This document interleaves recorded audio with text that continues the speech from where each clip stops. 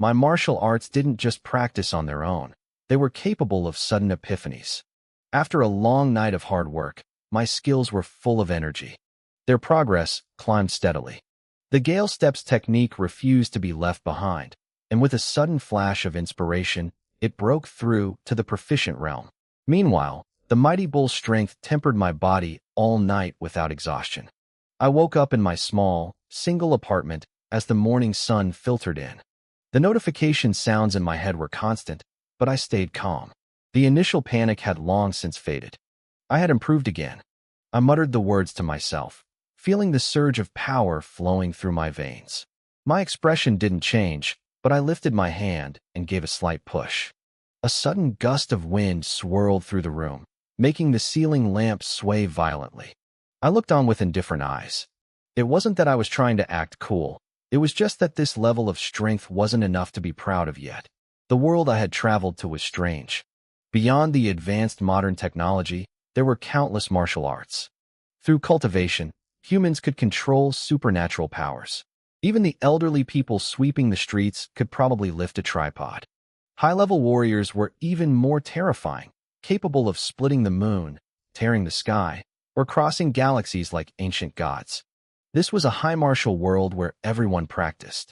You could see it in the college entrance exams. Cultural subjects only accounted for a small fraction of the score. The main focus was a student's combat power. The person I had taken over was a high school senior about to take those exams. I wasn't a complete failure. I had made it into a key high school, but I wasn't great either. If you ignored my grades, I was at the bottom of the barrel in terms of fighting strength. With my current power, I wasn't at the very bottom anymore, but I was only just touching the threshold of a martial arts university. I was still stuck in the stubborn bronze rank. However, a small smile played on my lips. With a thought, a semi-transparent fluorescent interface appeared before my eyes. My stats showed I was at Awakening level 4. My Mighty Bull strength was at the proficient level with 23% progress. Gale Steps was now proficient at 1%. My Lightning Flash Slash was still at the basic level with 20% progress. When I crossed over into this world, this system came with me. Any martial art I learned would practice itself. It was incredibly diligent, training 24 hours a day without stopping. It was a level of grind that would make a corporate CEO weep with joy. Most importantly, the speed was insane. For my predecessor to reach the proficient level in Gale Steps, it would have taken at least 2 or 3 months of bitter training. With the system, it took less than a week. It was 10 times faster. Unfortunately, my actual cultivation level was rising slowly. I couldn't even see the shadow of Awakening level 5 yet. I shook my head and thought about it. The Mighty Bull strength used for tempering the body was different from other martial arts. As a breathing technique, the realm itself wasn't the problem, but the physical tempering was limited.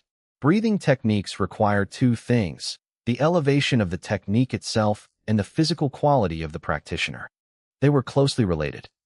The higher your realm, the higher the efficiency, but if the energy supply wasn't there, your physical stats wouldn't go up. The solution was simple: nutrition. I needed professional martial arts nutrients or beast meat. But those were expensive.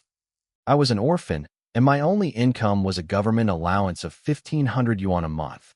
In a city like Qingshan, that was enough to survive, but it wasn't nearly enough to support martial arts training. As the saying goes, literature is for the poor, but martial arts is for the rich. I needed to find a way to make money. I got out of bed, my mind set. I wanted to get into a top-tier university. Since my system allowed me to master multiple techniques, I needed to go where the techniques were hidden. And the best place for that was a top university. After a quick breakfast, I walked out of my apartment complex. It was early March, and the morning air was crisp and cold. Frost clung to the budding green leaves along the road. I lived in the old district, and transportation was convenient. The bus was only 1 yuan, and even cheaper with a student discount. But I looked at my bank balance. Only 3 digits left. I chose the green option instead. I warmed up and started running toward school. On the way, I tested my speed. A full 100-meter sprint took me about 7 to 8 seconds. In my previous world, I would have been a super soldier. Half an hour later, I reached Qingshan First High School. I slowed to a walk, sweat dripping from my forehead, but my breathing remained perfectly steady. The mighty bull's strength was famous for its endurance. Near the school gates, I ran into my friend, Guorinyu. He was a chubby kid with a round face and a buzz cut. He was in my class, but his strength was so low that even the teacher told him not to waste energy on training because the exams weren't worth the effort. Guorinyu looked at me with confusion. He scratched his head and noted that lately, I hadn't been late, I hadn't skipped, and I was actually paying attention in class. I kept a straight face and smiled. I told him there were only 100 days left until the exams, and it was time to work hard. If I waited any longer, I wouldn't make it into Galaxy University. Galaxy University was the strongest school in the Human Federation. The number of martial arts they possessed was unimaginable. Guorinyu told me to stop dreaming during the day, saying if I worked hard, I might get into a normal school. I just laughed and changed the subject, asking why he was here so early. He got excited, mentioning that a shop owner named Old Lu had just received a batch of old goods, and he wanted to find a hidden treasure. Without waiting for my answer, he grabbed my wrist and dragged me toward the commercial area. He wanted to show me his skills, so I'd stop calling him a sucker. We wove through a few streets and entered an alleyway. At the end sat an antique shop called Many Treasures. It was small, with only a few shelves. Guorinyu shouted for the owner. A thin old man with a goatee walked out from behind a curtain, rotating 2 walnuts in one hand. He pointed to a shelf and said he had saved the new stock specifically for him. Guorinyu's eyes lit up. He pulled a magnifying glass from his pocket and started inspecting the items with total focus. I just stood there, suppressed a laugh. I knew exactly what kind of shop this was. These places near schools existed just to scam students who dreamed of finding a $1 million relic. In my memory, the most valuable thing Guorinyu ever found was worth 500 yuan, and he had paid 1,000 for it. He was a business genius in reverse. I picked up a clay pot from the counter just to look. Old Lu saw me and walked over with a brilliant smile. He claimed the pot was a relic from before the Federal era, over 3,000 years old, used by an ancient emperor. He offered it to me for a bargain price of 3,000 yuan. I twitched my lip. I could clearly see a line of small text printed on the inside wall of the pot. Produced by Qingshan People's Pottery Factory, March 5, 1099. Suggested retail price, 1.5 yuan. The thing had literally come off the assembly line yesterday. I pointed at the tiny text on the bottom of the pot. Old man, I said, unable to hide my frustration. I'm pretty sure the oldest thing in this shop is you. How dare you? Old Lu snapped. I'm not a thing. He caught himself, realizing his own words sounded like he was calling himself trash.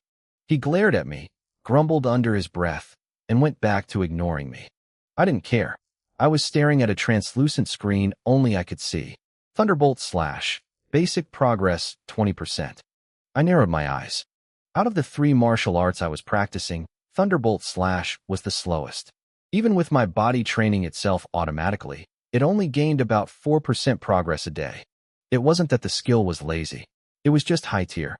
The federal government ranked martial arts into 6 grades: E, D, C, B, A, and S.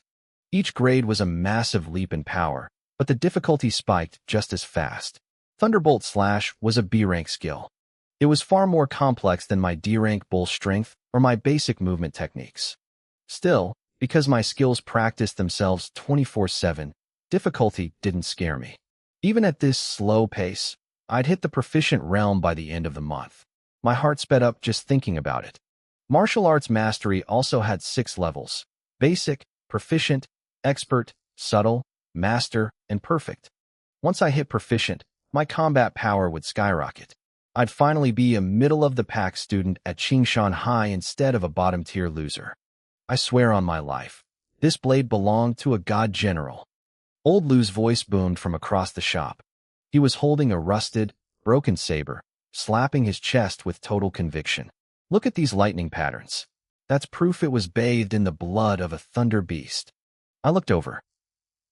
Thunder beasts were terrifying creatures known for their insane speed. They moved like living bolts of lightning. Thunderbolt / had actually been created by a legendary general specifically to hunt them down. It was a style built on being faster than the fastest. Give it a rest, Lu, Guorinyu said without even looking up. If your oaths actually worked, You would have dropped dead the last time you sold me that invincible shield that shattered when I dropped it. Old Lu gave a sheepish grin and put the broken saber back on the shelf. Kids these days are too hard to fool, he muttered. I walked over, curious. The saber was long and narrow, about 2 fingers wide, with a slight, elegant curve. The blade was a dull silver, etched with faint purple lines that looked like frozen lightning clouds. It was exactly my style. The only problem was the condition. It was covered in a web of cracks, and the edge was so notched it looked like a saw. It looked like it would struggle to cut a vegetable, let alone a monster. I reached out to pick it up. I didn't believe a word of old Lu's God General story. I just wanted to see how it felt in my hand. The moment my fingers wrapped around the hilt, I froze. A series of mechanical pings exploded in my brain like a rapid-fire machine gun. Thunderbolt Slash has detected a profound lightning intent. Entering enlightenment state. Training speed surging. Progress plus 35%, plus 35%, plus 30%, plus 30%. Accumulation complete. Insight depth achieved. Thunderbolt Slash has leveled up. A flood of information slammed into my mind. It wasn't like a game where you just click a button. This was divine empowerment. It was as if decades of combat experience, muscle memory, and secret techniques were being branded into the deepest parts of my brain. Usually, this process was a slow trickle. But in this enlightenment state, it was a data tsunami. My vision blurred. Progress plus 25%, plus 25%. Insight deepening. Achieving secondary leap. Thunderbolt Slash has reached the expert realm. Progress plus 20%. The voices finally stopped. I stood there, breathless, and immediately summoned my status panel. Thunderbolt Slash. Expert. Progress 92%. I swallowed hard. My heart was hammering against my ribs. This was insane. It hadn't just reached proficient. It had skipped an entire level and landed deep into the expert realm. I was a hair's breadth away from the subtle stage. For a normal person to reach this level with a B-rank martial art, they would need 20 years of bitter, daily practice. I had just gained half a lifetime of skill in 10 seconds. With an expert-level Thunderbolt Slash, I could fight people way above my level. I wouldn't just be able to hold my own against the awakening 6th-stage students at school. I could probably beat most of them. In Qingshan High, being able to fight above your rank was the mark of a true genius, a dragon among men. And I had just joined their ranks. But I wasn't done yet. If I could push this to this subtle realm, I'd be able to walk all over the elite students. The subtle realm was a massive watershed moment, a total qualitative change in power.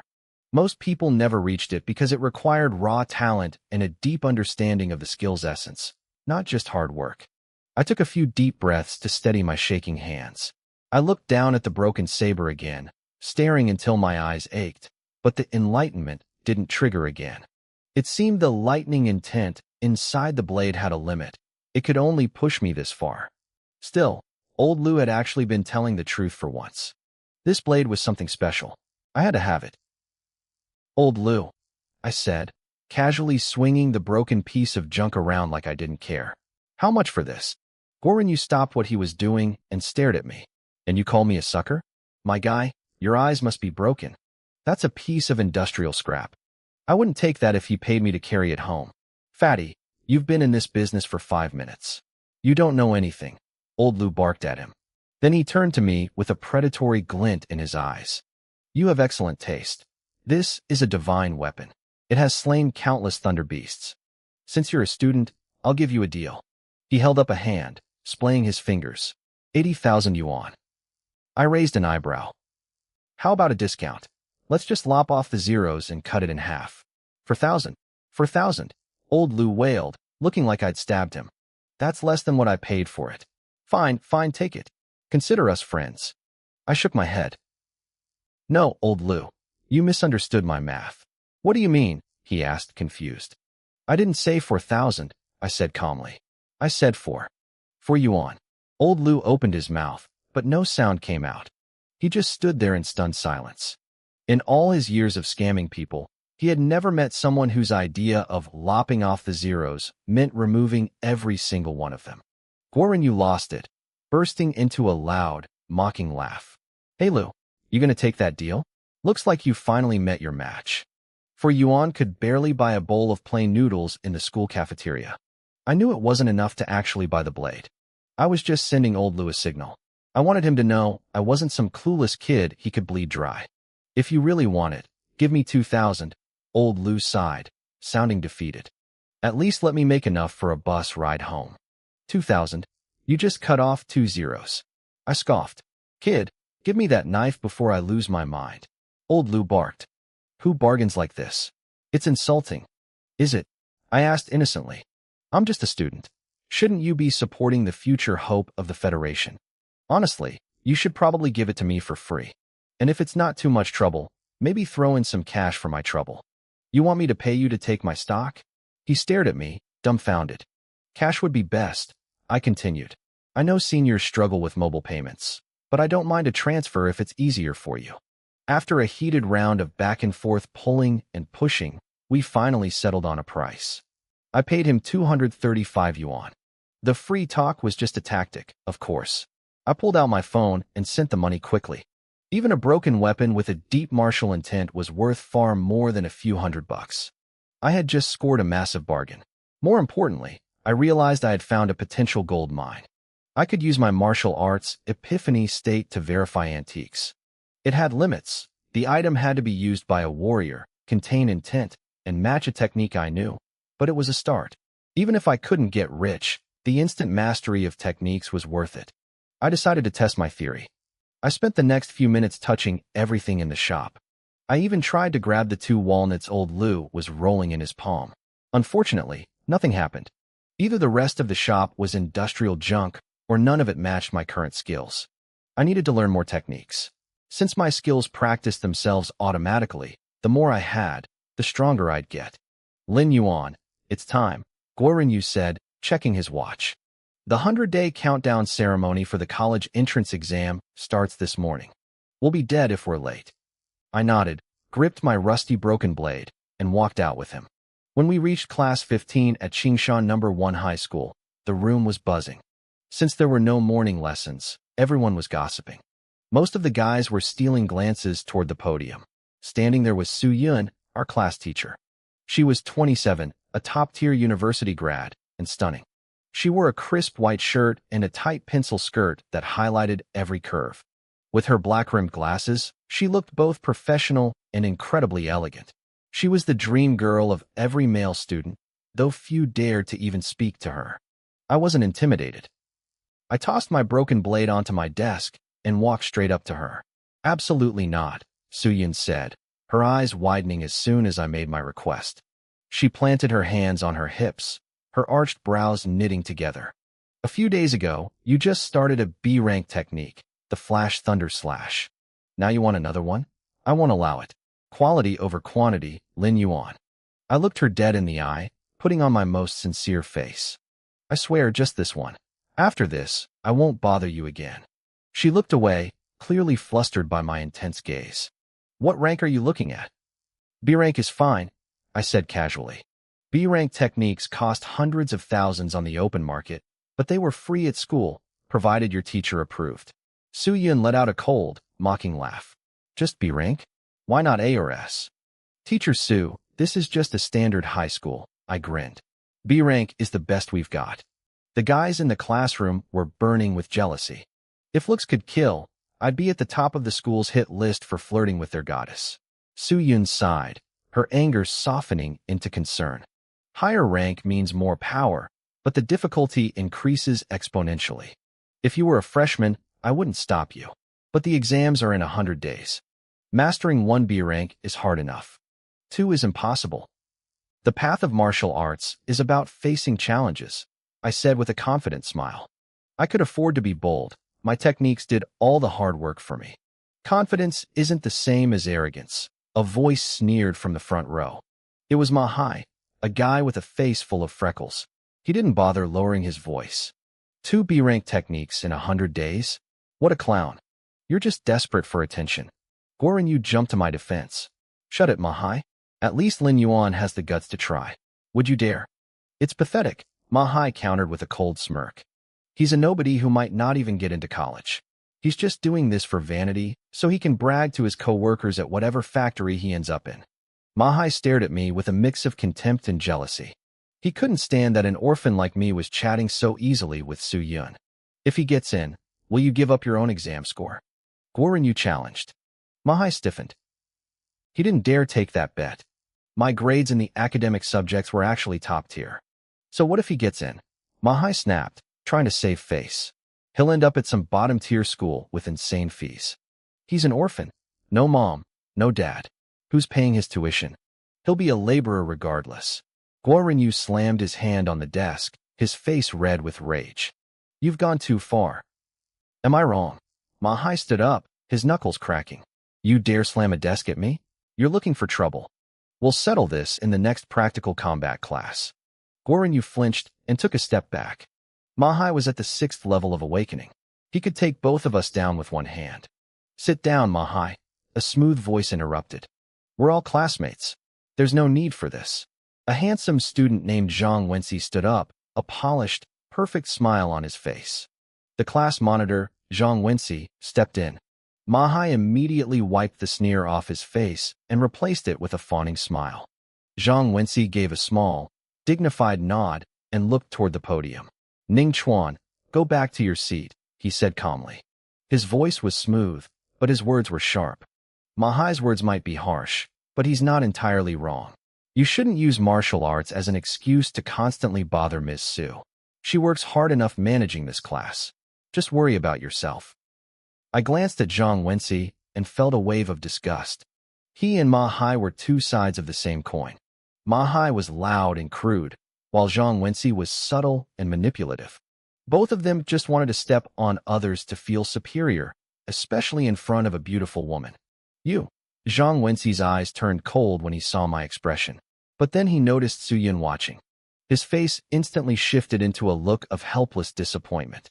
Don't get so worked up, Ning Chuan. To walk the path of martial arts, you need a calm heart. If you're too emotional, you'll never reach the peak. I let out a cold laugh. Zhang Wenxi was good. I had to give him that. In one breath, he managed to show off his own ambition while making me look like a temperamental child. But I didn't have time for his games. I had techniques to learn. I turned back to Su-yun. I just want to pick one more. Su-yun didn't answer right away. She knew I was an orphan. The other teachers had talked about it. She felt sorry for me. I was so close to the threshold of a decent college, and she didn't want to see me throw my future away on a hopeless gamble. To her, spending these final 100 days on a new B-rank technique was a total waste of time. Fine, she said after a long silence. You can pick another one, but on one condition. Tell me, I replied. A small smile played on her red lips. You have to reach the micro level in a technique first. You mean with Thunder Slash? I asked. I felt a surge of relief. My progress with Thunder Slash was already over 90% of the way through the proficient stage. I was almost there. Deal. I'll come find you once I hit the micro level. Mahai couldn't help himself. Ning Chuan, watch your tongue. You've only been practicing that move for a few days. Do you even know how hard it is to reach the micro level? I bet you haven't even mastered the basics yet. The classroom erupted in laughter. Even the students who didn't like Mahai thought I was being delusional. Mahai, don't be so mean, Zhang Wenxi added, though his tone was mocking. It's normal not to master a B-rank move in a few days. Even I struggled. It took me 5 whole days just to learn a simple C-rank technique. The kiss-asses in class immediately started chiming in, saying how Zhang Wenxi would have crushed the technique if he had tried it. Quiet. Su-yun barked, waving her hand to silence the room. She looked at me thoughtfully.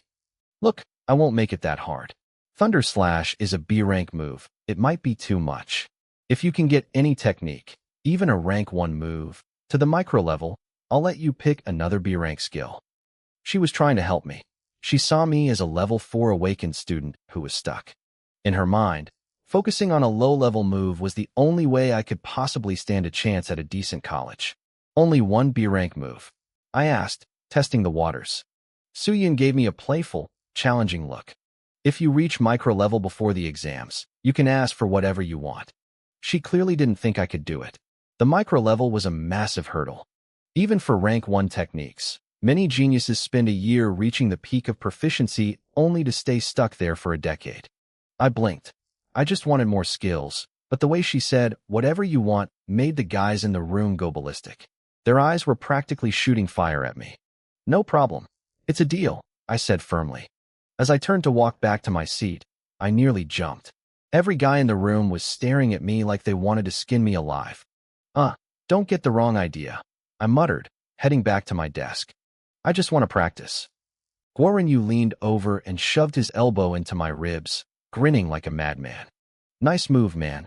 You're officially the most hated guy in school. I thought you were just obsessed with Thunder Slash, but you were playing the long game for Ms. Su's favor this whole time. A total pro." I sighed. "I really just want the B-rank technique." I get it, he whispered, winking. "We're men. I understand.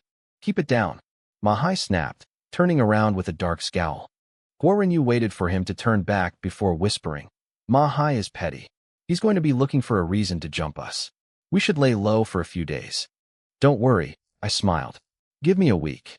In my vision, the glowing numbers flickered. Thunder Slash, proficiency 93%.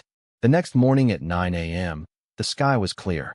A flock of purple birds streaked across the clouds, flying over the crowded training grounds of First High School. It was the day of the 100-day oath ceremony. Red banners hung everywhere on the green fences. The heroes compete, and I hold the blade. 1 second faster, 1 rank higher. Sharpen the sword for 12 years, shine for 100 days. Guorenyu looked at the banners, feeling the hype. "Man, this gets my blood pumping. I feel like I could actually work hard today." He followed that thought by taking a massive, greasy bite of crispy pork belly he'd snuck in. "You're better off buying antiques from old Luo," I joked, patting his shoulder. "The odds of you getting rich there are still better than you getting into a top college." I was holding my battered war sword in my right hand. It wasn't an ordinary blade, and I didn't feel safe leaving it in the classroom, so I brought it with me. "Look at you two," Mahai sneered, walking up behind us with his hands behind his back. "Two losers talking about college. You should be picking out which construction site you want to carry bricks at after graduation." He strutted away, head held high. "Pa." Guorenyu spat on the ground once Mahai was out of earshot. "So what if he's at the 6th level of awakening? Acting like he's a god. I'll talk about college if I want to." I watched Mahai's retreating back, my expression calm. Level 6. It wasn't going to be enough to stop me.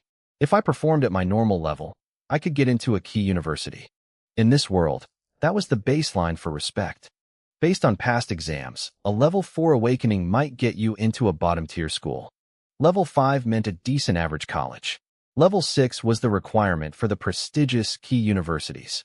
Anything level 7 or above was considered high-tier, the kind of strength that secured a spot at a famous name-brand academy. Then there was Galaxy University. It sat on a completely different level. Their admission standards were notoriously brutal. Even a peak level 9 student might not make the cut. Qingshan First High was a top school with over 3,000 students per grade, yet we only produced one Galaxy University student every 2 or 3 years. And even then, they usually got in as the lowest-ranked person in the class. When I told Guorenyu I wanted to go to Galaxy University, it was mostly a joke. 100 days was too short a time to close that gap. But then again, you never knew until the end. I squinted at a banner hanging on the fence. Gold letters shimmered in the sunlight. Asterisk, the outcome is not yet decided. You and I are both dark horses. Asterisk. The ceremony began. The student representative for the seniors was a girl named Lu Manhwa. She was beautiful, so beautiful that many students called her the goddess of Qingshan High. When she took the stage, the cheers were deafening, far louder than the applause for the school leaders. Guorenyu didn't care. He stayed hidden in the back corner, stuffing his face with snacks. I wasn't listening either. I was busy studying my battered war sword. If I couldn't figure out what made this blade special, I'd get lowballed when I tried to sell it. "Guorenyu, look out!" A sharp scream from Su Yun cut through the air. Her face was pale as she pointed toward the sky. I looked up. A purple bird, the size of a wash basin, was diving from the clouds. It cut through the air with a high-pitched whistle, heading straight for Guorenyu. A thunder sparrow. My pupils contracted. It wasn't a demonic beast, but it carried a trace of Thunder Beast blood. They were famous for their speed, capable of hunting eagles. When they dived, they moved faster than a high-speed train. Usually, the police ignored them because they weren't true monsters, but this one looked desperate. It must have been hungry after the winter, and the smell of Guorenyu's pork belly had drawn it in. Guorenyu saw it, but he was too slow. He froze, terror washing over his face. At that speed, the impact would shatter his bones. Several powerful martial agents in the crowd moved to help, but like Su Yun, they were too far away. Guorenyu had picked the most isolated spot in the back to hide his eating. I was the only one near him, and as far as everyone knew, I was only level 4. The school officials broke into a cold sweat. This ceremony was being broadcast live on TV. If a student died on camera, no amount of PR could save them. Then, a sound like a crack of thunder exploded across the training ground. A flash of brilliant light surged upward. It was too fast to track with the naked eye. I moved. I swung. Thunderbolt slash. There was a wet thud. A spray of blood bloomed in the air. The Thunder Sparrow was sliced perfectly in half, from head to tail. The two pieces slammed into the ground on either side of Guorenyu, painting the dirt red. Inside my head, a notification chimed. The Thunder Sparrow's ancient blood has been detected. Thunderbolt slash has sensed the faint intent of thunder and entered a state of epiphany. Flash of insight triggered. Thunderbolt slash has reached the micro level. A flood of new understanding filled my mind. The technique felt different now, sharper, more natural. It was a massive leap in power. I didn't care about the shocked stares from the crowd. I looked down at my old sword, feeling a bit dazed. I didn't expect the tiny trace of blood in a common raptor to trigger an epiphany. It was ridiculous, but I wasn't complaining. This meant I could finally start looking for a new B-rank technique. The crowd erupted. Did you hear that? The thunder sound when he swung. My God, that's the B-rank Thunderbolt slash. That sound was so solid. His mastery must be insane. Who is that? A student mastering a B-rank skill? Most of us are still struggling with D ranks. Guorenyu was shaking, covered in a cold sweat. He looked up and his eyes went wide again. Lin Yuan. Run. High above, 3 more Thunder Sparrows saw their fallen comrade. Their predatory instincts kicked in. They tucked their wings and dived like feathered arrows, aiming right for me. The school leaders panicked. 1 bird was a freak accident. 3 at once was a death sentence for anyone below level 6. Don't worry, I said. My voice was calm. Strength brings confidence. I gripped the hilt and flicked my wrist. Thunderbolt slash. Boom. 3 streaks of light cut through the air simultaneously. I only had 1 sword, but Thunderbolt slash was built for speed. At the micro level, I was a blur. I swung 3 times in less than a second, leaving afterimages on the retinas of everyone watching. Thud, thud, thud. 3 muffled sounds of steel meeting flesh rang out as one. I stood there, one hand on my blade, expressionless. A rain of blood mist fell in front of me. The 3 sparrows didn't even have time to scream before they were bisected, their remains crashing into the red-stained earth. The silence lasted for 3 seconds. Then, the training ground turned into a boiling pot of noise. I looked at the carcasses and felt a small pang of regret. No second epiphany. I guess the blood in these birds was just too thin to push the skill any further. I wondered what would happen if I faced a real thunder beast. I shook my head. I was just starting my path. A real beast was a problem for another day. The crowd saw me shake my head and misinterpreted it completely. To them, it looked like I was disappointed that the fight ended too quickly. He's a monster. Did you see that speed? I'm level 5 and I couldn't even follow his blade. That thunderclap, that's definitely the micro level. Why haven't we heard of this guy before? The exams were coming. It seemed the dark horses were finally stepping out of the shadows. The training ground was absolute chaos. People were reeling, their minds blown by what they'd just seen. The air was thick with the sound of intense, frantic discussion. To be honest, killing 3 thunder sparrows wasn't an impossible feat. We had dozens of seniors in the top rankings who could have done it. But performing a B-rank technique at the micro level? That changed everything. In a school as big as Qingshan First High, you could count the number of people who had mastered a skill to that degree on one hand, and that included the teachers. Su Yin stared at me, her her beautiful eyes wide with shock. She knew better than anyone that I'd only asked her for the Thunderbolt/manual 3 days ago. Now, I was already at the micro level. It defied logic. Lin Yuan, you crazy bastard, how the hell did you do that? Guoren shouted. He was so excited he didn't even care about the blood on his clothes. Before I could even open my mouth to answer, he spun around to face Mahai, who was standing nearby looking like he'd swallowed a fly. Hey Mahai, Guoren yelled. Didn't you say Lin Yuan was just showing off? That he was a joke for picking Thunderbolt/? Why don't you go up there and show off like that? Mahai's face turned the color of pig's blood. He didn't know exactly what level my technique was at, but he wasn't blind. My blade speed was something he couldn't touch. Every word he'd said earlier was now a slap to his own face. Guoren wasn't done. He was the type to kick a man while he was down. Does Lin Yuan have the right to talk about elite universities now? With a B-rank skill at this level, top-tier schools might offer him a full scholarship. With your eyesight, maybe you should skip the exams. Come find me after graduation. I'll find you a job carrying bricks at a construction site. Mahai grit his teeth, his face twitching with rage. He had no comeback. He just turned on his heel and walked away. I gave Guoren a quick kick to the back of his knee. If I hadn't stepped in, you'd be dead, I said, shaking my head. You just got your life back and the first thing you want to do is talk trash. It's his fault for being such a jerk, Guoren muttered, scratching his head with a sheepish grin. Just then, the principal arrived with a group of school officials. He took one look at Guoren, who was still holding a half-eaten fried chicken leg, and his face darkened. Don't you know food is banned on the training grounds? That's a formal demerit. You're on cleaning duty for the entire month. Guoren's face fell. Then the principal turned to me. The stern expression vanished instantly, replaced by a smile so wide it nearly reached his ears. He clapped me hard on the shoulder. Well done, student. Facing danger with a blade in hand. You are the pride of Qingshan First High.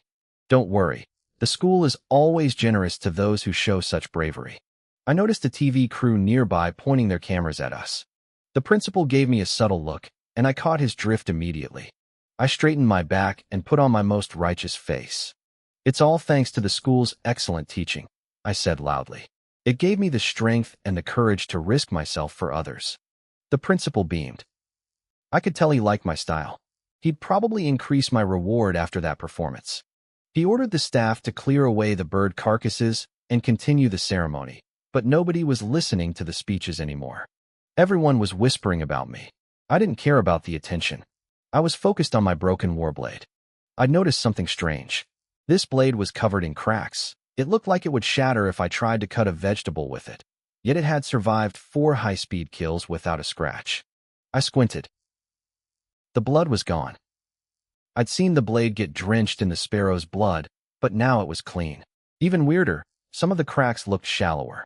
A small notch on the edge had actually shrunk. The blade was repairing itself by drinking blood. My heart hammered against my ribs. This thing was way more valuable than I thought. I decided right then that I wasn't selling it. It was perfect for Thunderbolt/, and it clearly had secrets I needed to uncover. I need to give you a name, I whispered. It wasn't just a piece of scrap anymore. I looked at the silver edge and thought of the blood it had swallowed. Silver blood. Under the sunlight, the blade seemed to shiver slightly in response. Around noon, the ceremony finally ended. Lin Yuan. Come to my office. We need to talk. Su Yin walked up to me, her voice as smooth as water. Usually, being called to the office is bad news. But with Su Yin, every guy in the vicinity was staring at me with pure, unadulterated envy. I was officially at the top of the school's most hated list. What are you waiting for? Go. Guoren chuckled, giving me a shove. 10 minutes later, I was in Su Yun's office. She sat behind her desk, her clothes hugging her curves in a way that was honestly distracting. She studied me for a long moment. Can you explain it? Your Thunderbolt/how? I kept my face neutral. I was practicing hard this morning and had a sudden epiphany. I felt like I was just one step away from the micro level. Then, in the heat of the moment on the training ground, trying to save Guoren, it just clicked. I broke through that final barrier. It wasn't a total lie. If you count the system's help as a sudden epiphany, it was basically the truth. An epiphany, Su-Yun repeated softly, nodding. It was the only thing that made sense to her. You have incredible luck. Epiphanies don't care about talent, they're about chance. Many geniuses go their whole lives without one. She leaned forward, her expression serious. But listen to me. An epiphany is a gift, not something you can rely on. You can't expect to just get lucky every time you hit a wall. Real progress comes from the grind. Many students get stuck at a bottleneck, lose their patience, and give up. Don't be one of them. I grinned. I don't think I'll have that problem. I even practice in my sleep. Don't joke with me, she sighed, clearly thinking I was just riding the high of my success. She didn't realize that for me, practicing actually was effortless. I'm serious. It's the repetition that kills people. It gets boring. It gets painful. I'm different, I said honestly. Cultivation makes me happy. She shook her head, giving up on the lecture for now. Fine. Anyway, your Thunderbolt Slash has reached the micro level. Our agreement stands. What do you want?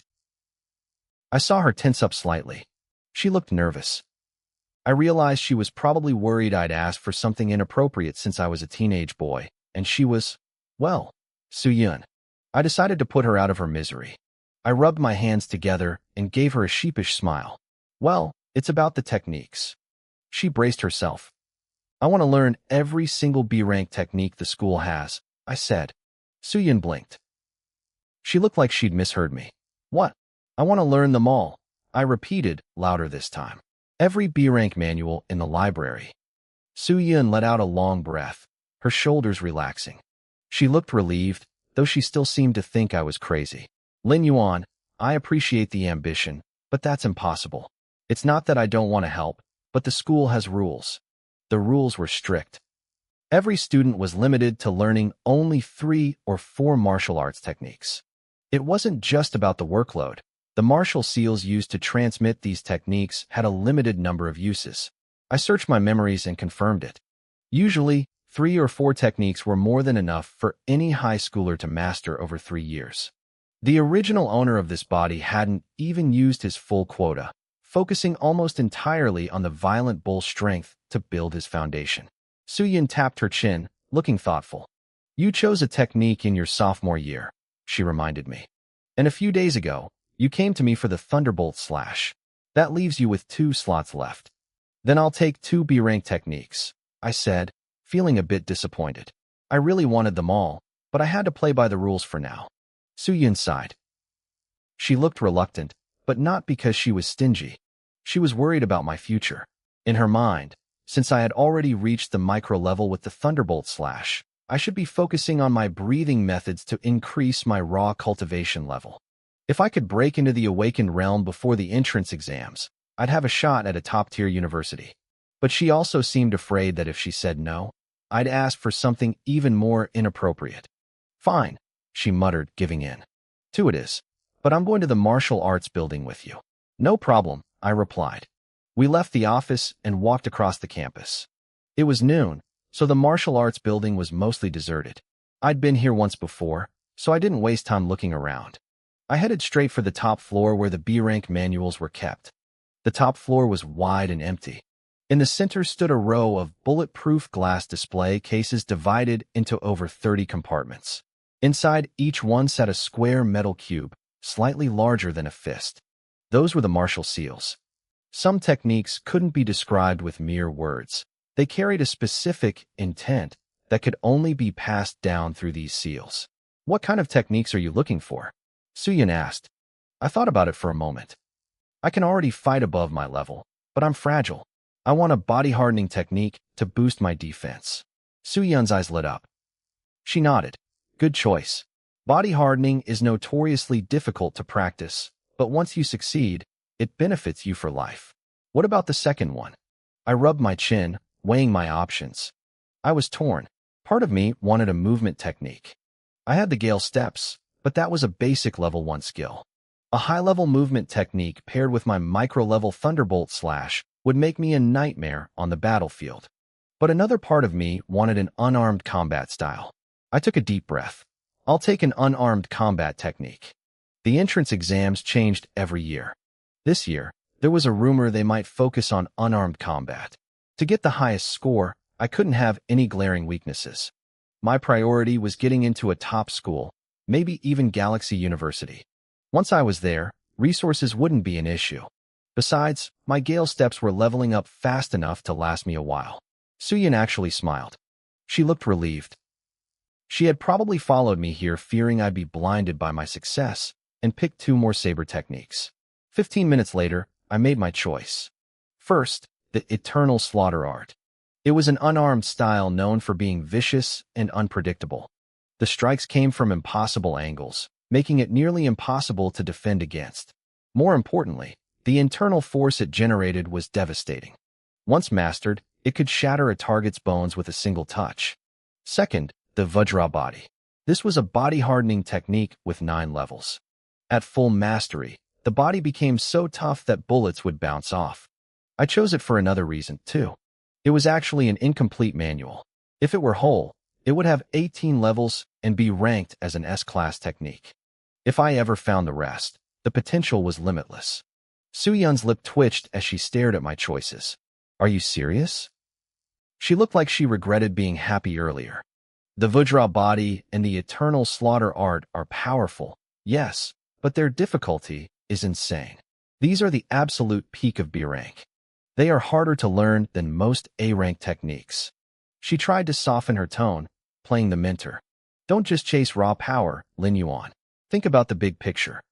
Why not take the Steel Body and the Iron Blood 36? They're military grade, they complement each other perfectly, and there are plenty of tutorials online to help you. I'm not changing them, I said, tilting my head back and looking her in the eye. I tried to look as heroic as possible. Weaklings fear difficulty. The strong face it head on. A true warrior dares to swing his blade at the greatest challenges. I saw a vein pop on Suyun's forehead. I could tell what she was thinking. A level 4 awakened kid calling himself the strong? She clearly thought my recent epiphany had gone to my head. Fine, pick them then, she snapped, gritting her teeth. Just don't come crying to me when you regret it. She figured that with my micro-level saber skills, I'd get into a decent college anyway. Maybe hitting a wall now would be a good life lesson for me. She called the administrator, who unlocked the cases and handed over the 2 metal cubes. Go on, she sighed, pointing to the private cultivation rooms. Thanks, Teacher Sue, I grinned. The process was simple. I pressed the seals to my forehead, and a flood of information rushed into my brain. Within minutes, the techniques were etched into my mind. I called up my system interface.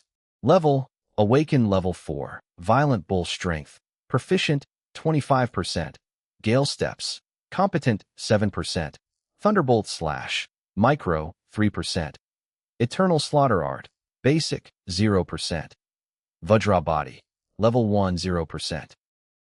I noticed the Vajra Body was tracked by levels rather than the usual mastery ranks. That made sense for a body-hardening technique. I couldn't tell how fast they would level up yet, but I'd know by tonight. I walked out of the room, and Suyun was still there waiting. After returning the seals, we headed out. Teacher Sue, I said, flashing her a wide smile as we walked. How about you treat me to lunch? I promised to study hard and get into a great university. I didn't have any hidden motives. I was just broke. I didn't want to sell my silver blood saber yet, and until I found another way to make money, I had to save every penny. Suyun hesitated, then nodded. Fine. There's a decent place on the commercial street outside the school. She seemed relieved I was asking for noodles instead of something impossible this time. Suyun's treat left me with a good impression of her. After finishing the free lunch, I headed back to the classroom. The afternoon was filled with 3 core subjects: math, physics, and chemistry. These weren't just hurdles for the college entrance exam. They were vital for martial arts. The creator of the Thunderbolt Slash held a PhD in physics.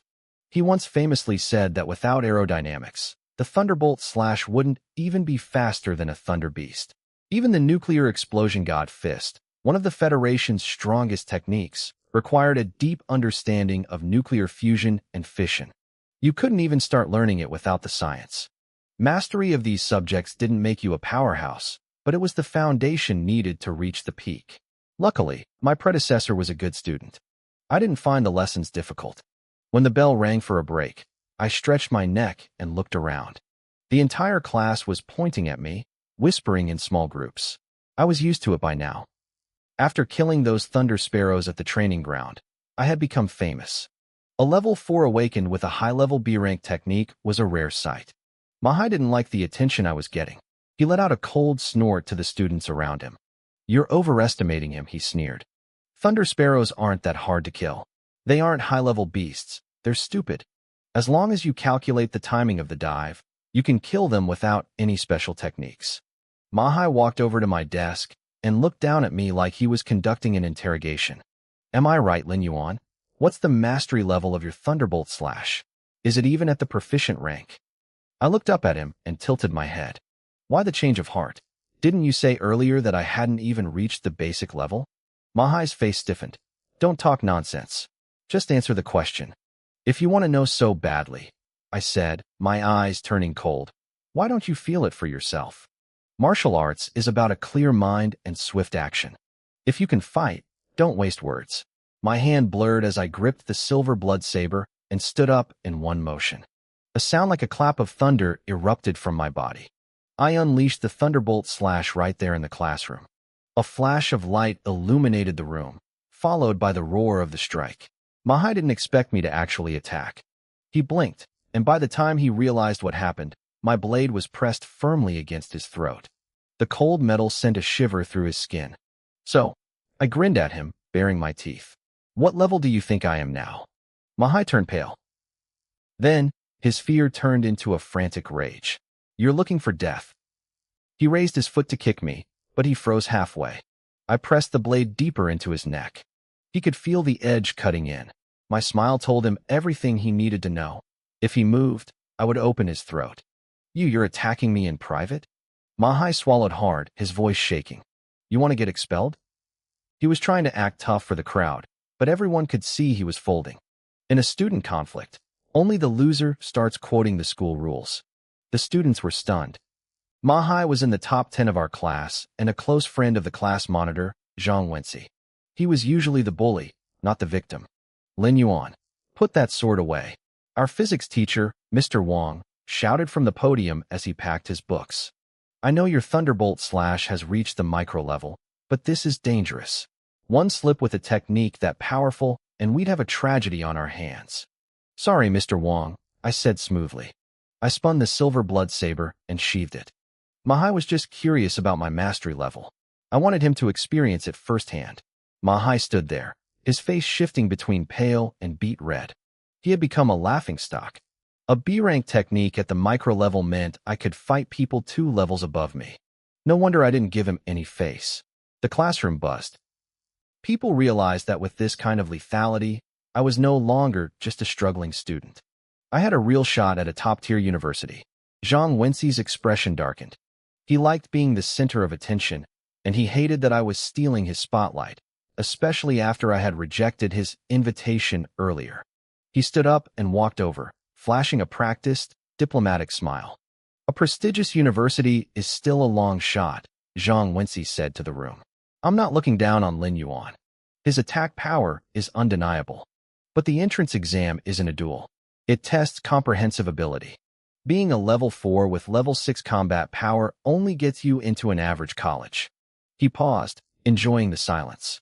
2 years ago, the exam required students to cross the Longji Mountains. That's 300 kilometers. Without stamina, agility, and observation skills, raw power is useless. "The monitor is right," someone chimed in. "Just having a strong attack makes you a brute, nothing more. Jealousy is a powerful thing. People who couldn't achieve what I had were quick to try and tear me down. If you're so smart, why don't you go learn a B-rank technique to the micro level?" Guoren snapped, defending me. Manhwa found his confidence again and sneered. "It's not just the exam. It's life after graduation. The modern federation doesn't have that much fighting. If your core level is low, nobody will hire you. What's the use of one-sword technique? You'll be unemployed the day you graduate." I toyed with the hilt of my saber. I should have drawn a little blood earlier. Maybe then he would have learned to keep his mouth shut. "President Liu?" "What are you doing here?" someone shouted. The room went dead silent. A girl walked through the door. She had a delicate face, pale skin, and long hair that transitioned from light green to deep blue, shimmering like a nebula. It was Manhwa. She was the student council president and the star of the morning ceremony. She was at the peak of level 9, just half a step away from being a true martial artist. She was the school's best hope for Galaxy University. Zhang Wenxi's smile brightened as he hurried toward her. Manhwa, did you need something? You could have just sent for me. I'm not here for you, Lu Manhwa said coldly. She didn't even slow down. She walked right past Zhang Wenxi, leaving him standing there like an idiot. His face flushed a deep, embarrassed red. The students nearby were biting their lips, trying their best not to burst out laughing. If he hadn't been the class monitor, they probably would have roared. Lu Mingyue kept walking until she stopped directly in front of me. The entire room went silent as they watched her. Student Lin Yuan, right? She asked. A faint, elegant smile played on her lips. I raised an eyebrow, feeling a bit surprised. In my memory, the original owner of this body and Lu Mingyue were total strangers. Did you need something? I asked. She nodded slightly. I saw you kill those thunder sparrows this morning. Your mastery of the thunderbolt slash is incredible. It's far beyond mine. To demonstrate, she pressed her fingers together and swung her hand forward in a chopping motion. A low rumble echoed from her body, but compared to the thunderous crack I produced, her sound was muffled and scattered.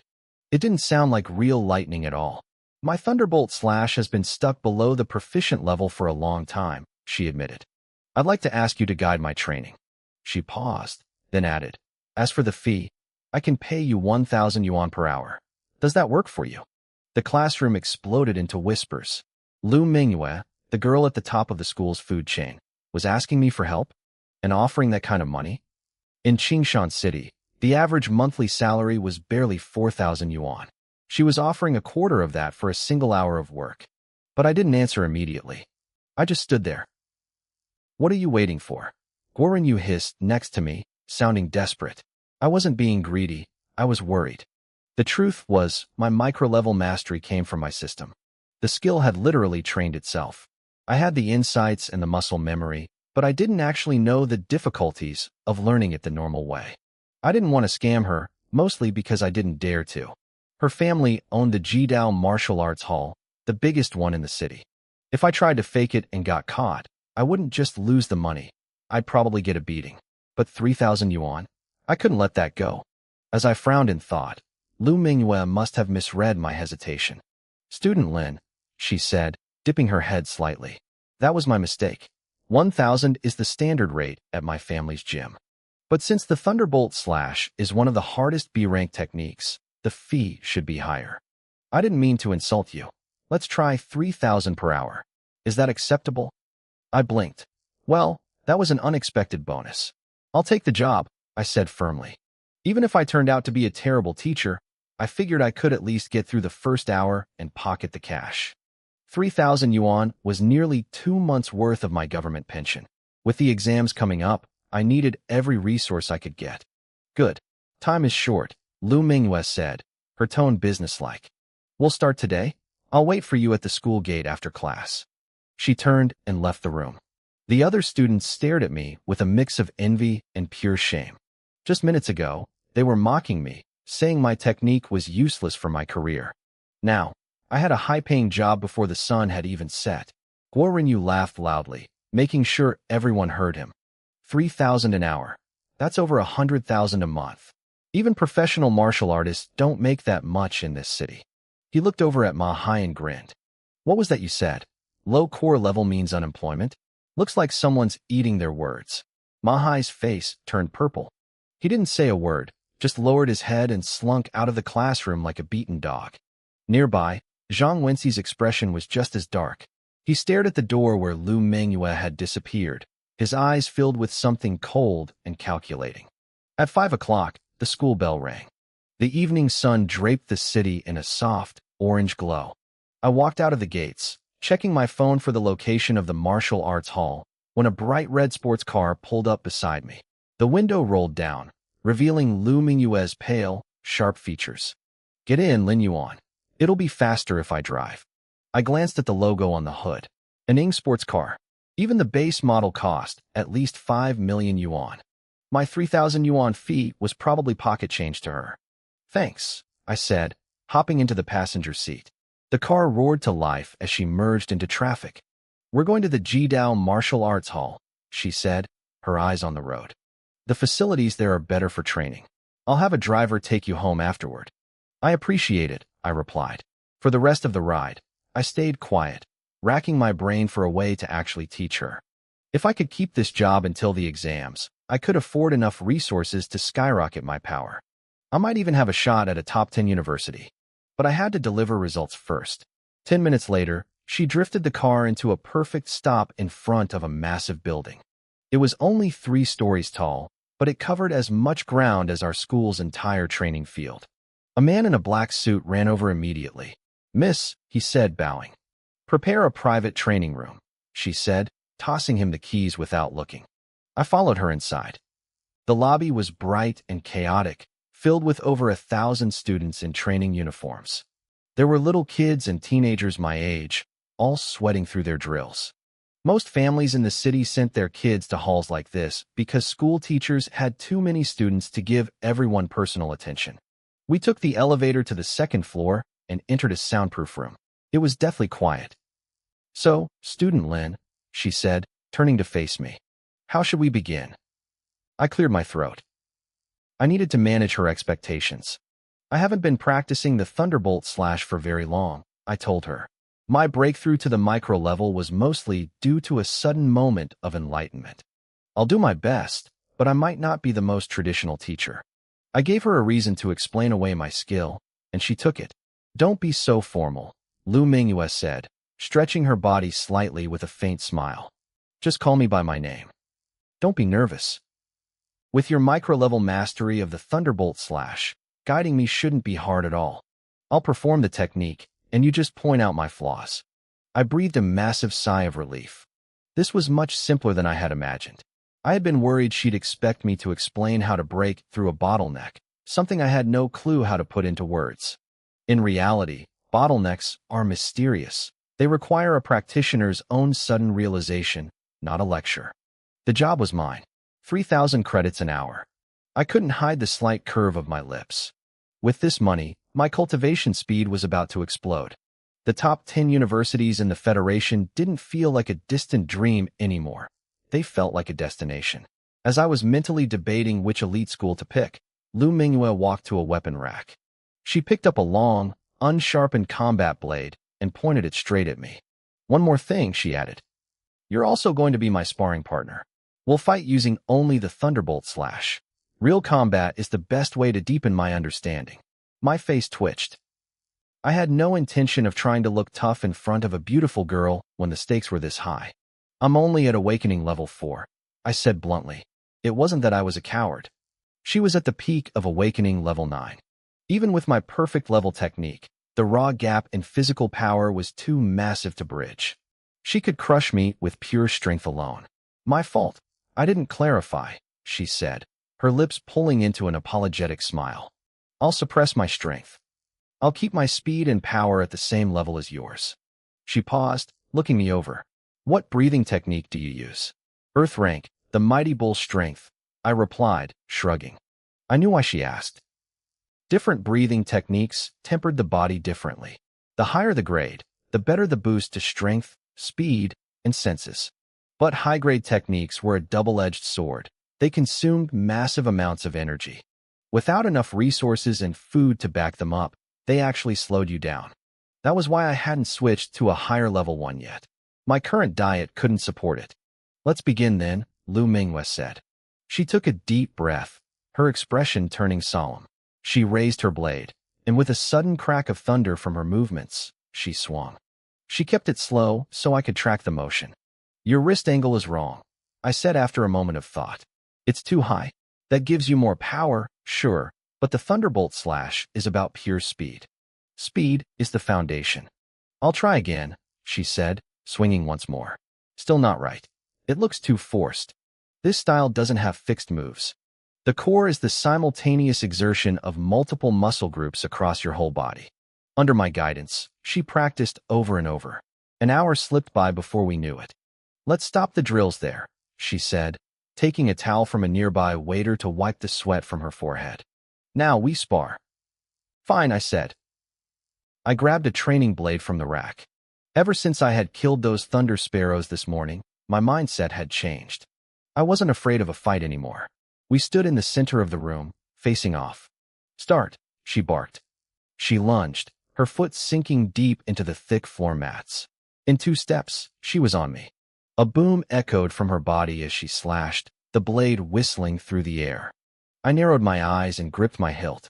My blade tore through the air from top to bottom, aiming to intercept her horizontal strike. My technique was 3 levels higher than hers. Since she was matching my power, I should have had the advantage. Clang! The blades collided, sending sparks flying. The sound of metal on metal was deafening. But to my surprise, I didn't feel a heavy impact. A feint. My heart sank. Lu Mingyue's wrist flicked, tilting her blade inward. She let my strength slide right off her edge while her tip swept toward my throat. The polished blade reflected my eyes. There was a flash of panic there, but I didn't lose my cool. I forced my blade back in a desperate parry. My micro-level speed was incredible, leaving a silver afterimage in the air. Clang! Sparks sprayed like arrows. My body shook, and I stumbled back several steps. Lu Mingyue didn't pursue. This was practice, not a death match. I stomped my foot down to steady myself, looking at her with confusion. Our power was equal, and my technique was better. Why was I on the back foot? It felt like I was punching cotton. Then it clicked. My combat experience was trash. Neither I nor the original owner of this body knew how to actually fight a person.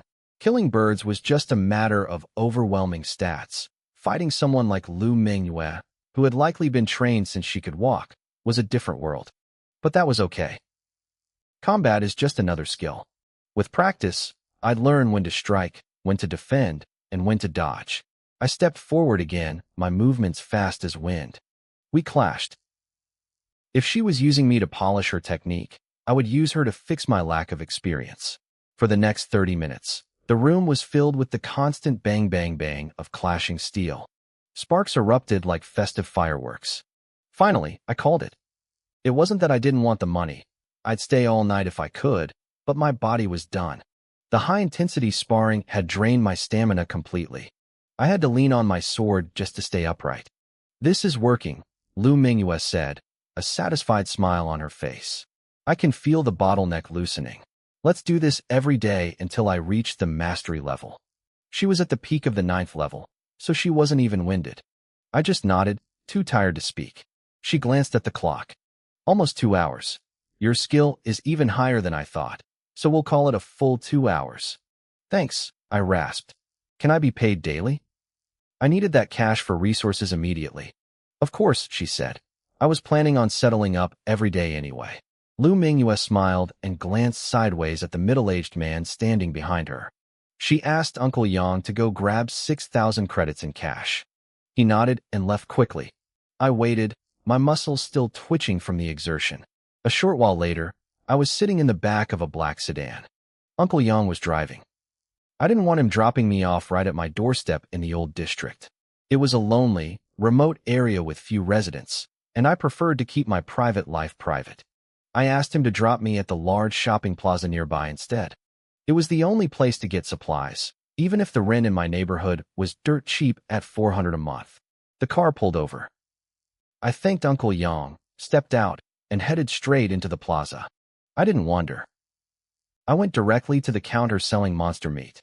This wasn't like a normal butcher shop. Armed guards patrolled the area like they were protecting a bank vault. Security was tight because monster meat was liquid gold. The cheap stuff cost hundreds per pound. The high-quality cuts were astronomical. The salesman behind the counter was a middle-aged man who saw my school uniform and grinned. He offered me some prime horned pig meat, claiming it was full of energy and easy to absorb. He said it was on sale for 888 credits a pound. My teeth ached just looking at the price tag. I did the math. The 6,000 I just earned would barely buy 7 pounds. With my appetite, that wouldn't even last 2 meals. I scanned the counter and pointed to a different pile. I asked about the meat priced at 399 credits. The salesman told me it was also horned pig, but from the hind leg. The energy content was the same, but it was incredibly hard to digest. For most students, It was a waste of money because they could only practice their breathing techniques for a few hours a day. The energy would just sit in their gut and go to waste. My eyes lit up. My breathing technique never stopped. Slow digestion wasn't a flaw for me. It was a feature. I told them I'd take 15 pounds. It cost me 5,900 credits. As I handed over the cash, I felt a physical pang of pain in my chest. The money hadn't even gotten warm in my pocket before it was gone. But I didn't regret it. Strength was the only investment that mattered. I grabbed some ginger, garlic, and scallions on my way out. Back at my small apartment, I threw everything into a pressure cooker. It wasn't gourmet, but it kept the nutrients intact. When it was done, I didn't care about the heat.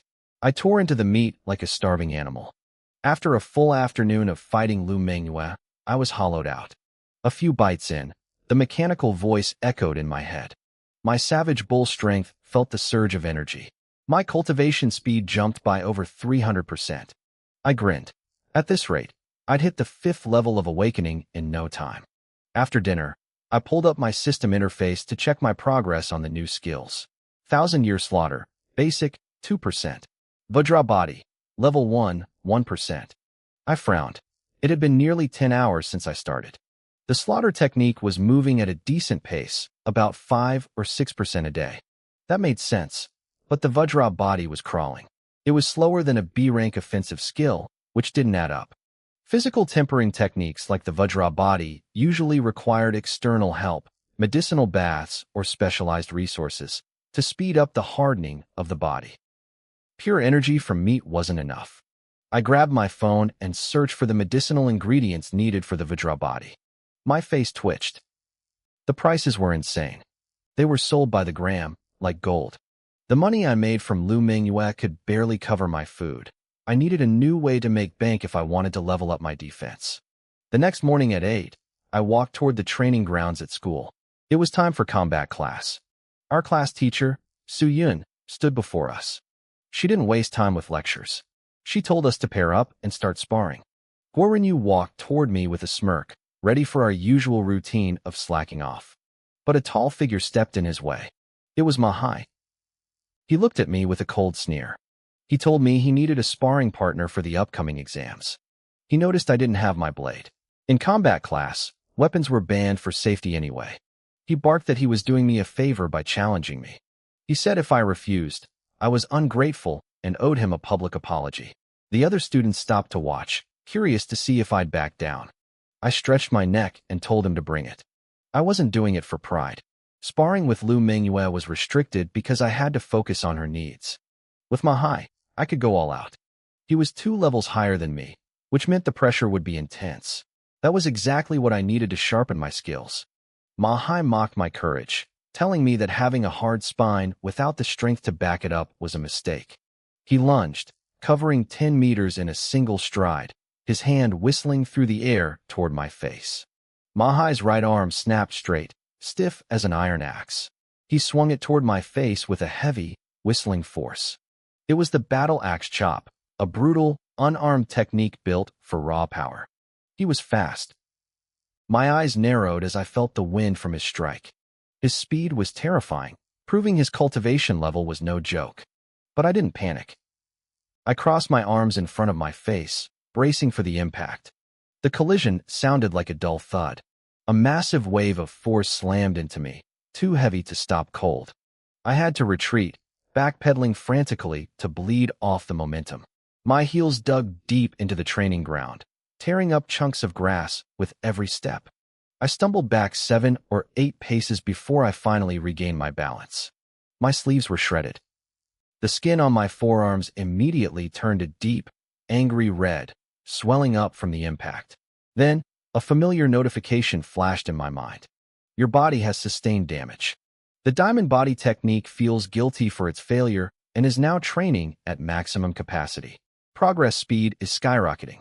I raised an eyebrow. This was a pleasant surprise. It seemed that as long as I engaged in hand-to-hand combat, I could level up my defense even without expensive medicinal baths. Manhwa didn't give me a second to breathe. He let out a cold laugh, sensing he had the upper hand. He lunged again, his fingers curving into iron hooks. This was the fox hunter's claw. His hand tore through the air with a sharp whistle, aiming to rip right through me. I pushed off the ground, activating my swift wind steps. I had already reached the proficient level with this movement technique. With a quick diagonal shift, I blurred past his reach. As he overextended, I pivoted to his flank. I pressed my fingers together, forming a blade, and thrust them toward Mahai's throat. The air vibrated with a sound like tearing silk. Child's play, Mahai sneered. As a level 6 awakened, his reflexes were sharp. He tracked my movement in less than a second and swung his fist to intercept my wrist. But just as he was about to hit me, his expression changed. My right arm gave a sudden, crisp shake. It felt like my bones had shifted, allowing my hand to snake around his guard at a bizarre, impossible angle. It looked like a venomous serpent swaying its head. Slap! The sound echoed across the field. I caught Mahai right across the face with a massive amount of force. His head snapped to the side. A bright red handprint bloomed on his cheek as the crowd gasped in shock. That was the hidden snake strike, one of the lethal moves from the eternal killing art. It allowed me to change direction mid-strike, making it nearly impossible to predict. I felt a pang of regret, though. If my mastery were higher, that strike would have crushed his windpipe instead of just stinging his pride. Nearby, Su Yun's eyes widened. She looked stunned. I had only started learning the eternal killing art yesterday at noon. To pull off a move like that already was unheard of. Was it another epiphany? She stared at me, wondering if my true talent lay in my comprehension, the ability to master complex techniques in a fraction of the time it took others. The crowd erupted into whispers. A level 4 had just slapped a level 6. Even if Mahai wasn't seriously injured, the humiliation was absolute. We underestimated him, one student whispered. He knows more than just the thunderbolt slash. Guorinyu, hiding in the crowd, shouted at the top of his lungs. Mahai, how embarrassing. Didn't you say you were going to teach him a lesson? Why are you the one getting slapped? Mahai's face turned a shade of purple that matched his new bruise. He looked like he wanted to crawl into a hole and die. He pointed a trembling finger at me, but no words came out. The slap was a hard, undeniable fact. I guess you failed to show me my place, I said with a thin smile, rubbing my fingers together. Action speaks louder than words, but honestly, actually hitting your face feels way better. Don't get cocky, Mahai roared, losing his mind. I was just careless. He charged at me like a wounded tiger, desperate to land a hit and reclaim his dignity. I met him head on. I cycled through everything I had, swift wind steps, diamond body, and the eternal killing art. I pushed my combat power to the absolute limit. I was still at a disadvantage. He was 2 levels higher, meaning he was faster, stronger, and tougher. My body was quickly covered in bruises and my knuckles were bleeding, but my understanding of real combat was sharpening by the second. I ignored the pain and stayed focused, timing my strikes with cold precision. Mahai's attacks were fierce, but he couldn't take me down. The bell rang 15 minutes later, signaling the end of the session.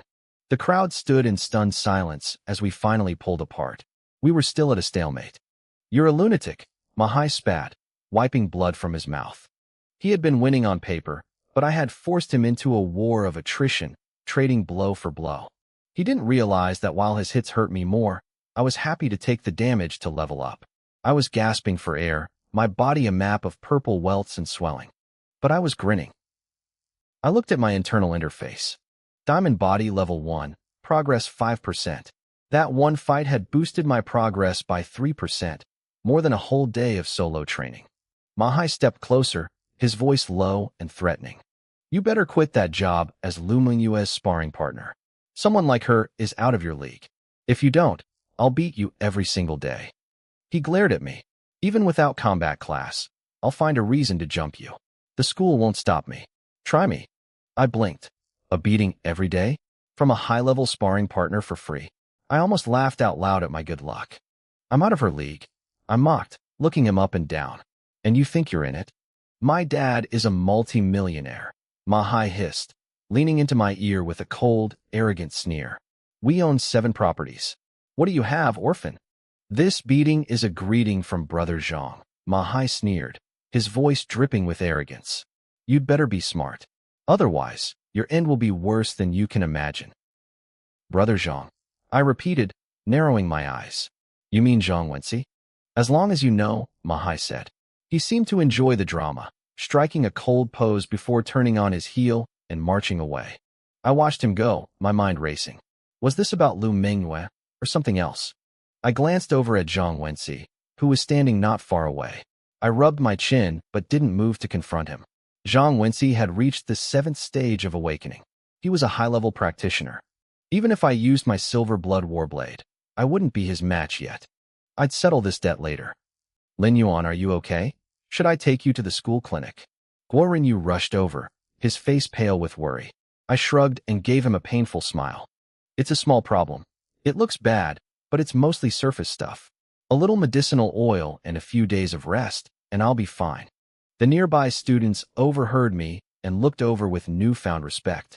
Fighting someone 2 stages above me and holding my own was no small feat. Come to my office, a voice said. It was soft, like flowing water.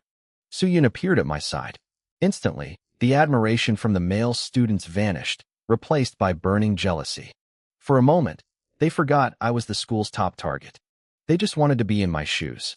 Inside the office, Suyun stared at me, a faint, teasing smile playing on her lips. Don't just stand there. You don't need to be so formal in front of your teacher. Sit down. I'll stand, I said, coughing slightly. While the adrenaline was pumping, I hadn't felt much. But now that things had calmed down, the dull ache of my injuries was becoming crystal clear. Every tiny movement sent a jolt of pain through my body. Only my stubbornness kept me from grimacing. Suyun couldn't help but laugh. 4th stage against the 6th, and you dared to trade blow for blow. I actually thought you weren't afraid of pain. She opened her right hand. A cluster of emerald green light emerged from her palm, swirling like liquid. My eyes widened. I watched the glow intently. Is that force? I asked. Only official martial artists could master that kind of power. Stop staring and get closer, Suyun said. It makes it easier to treat you. With a thought, she sent the green light floating toward me. It expanded into a thick mist, wrapping around my body and seeping into my skin. It felt like cool water washing over me. The soreness faded instantly. A few minutes later, the light vanished. I felt no pain at all. I looked down at my hands. The swelling was gone. Even the split skin on my knuckles had completely healed. How did you do that? I asked, genuinely shocked. Was an official martial artist really this powerful? And Suyun was considered one of the weaker ones. The top-tier experts, the ones compared to gods. Maybe those stories weren't exaggerations after all. You're too weak right now. There's no need to know the details, Suyun said, waving her hand dismissively. Once you reach the 9th stage of awakening, your university tutors will tell you. She pulled a square, gauze-wrapped package from her desk drawer. It was about the size of a soccer ball. The school leaders asked about you after you killed that thunder sparrow to save Guo Rinyu, she explained, handing the package to me. After some discussion, they decided to give you this. I took it. A faint, medicinal scent drifted to my nose. A medicine pack? Yes, Suyun nodded. It's specifically for the diamond body medicinal bath. Just throw it in water and soak. Teacher Su, thank you. I grinned. This was exactly what I needed. Suyun rolled her eyes. Don't get too excited. The bath only helps a little with the cultivation. It doesn't change the fact that diamond body is incredibly hard to master. Don't expect to break through to the 2nd level before the college entrance exams. What if I didn't have the medicine? I asked, curious about the normal pace. If you practice day and night without stopping, Suyun said bluntly. And if you were lucky, you might hit the 2nd level by the time you graduate university. She was clearly trying to discourage me, so I'd focus on my breathing techniques instead. But she didn't realize her mistake. I actually let out a small laugh. Take your medicine and get back to class, Suyun snapped, gritting her teeth. She was so annoyed she forgot to even ask about my martial arts talent. Goodbye, Teacher Su. I walked out of the office, feeling great. She completely misunderstood how my diamond body worked. Even without the stimulus of an injury, my progress was over 2% a day. I'd hit the 2nd level in about a month. For a normal person, it took 4 years.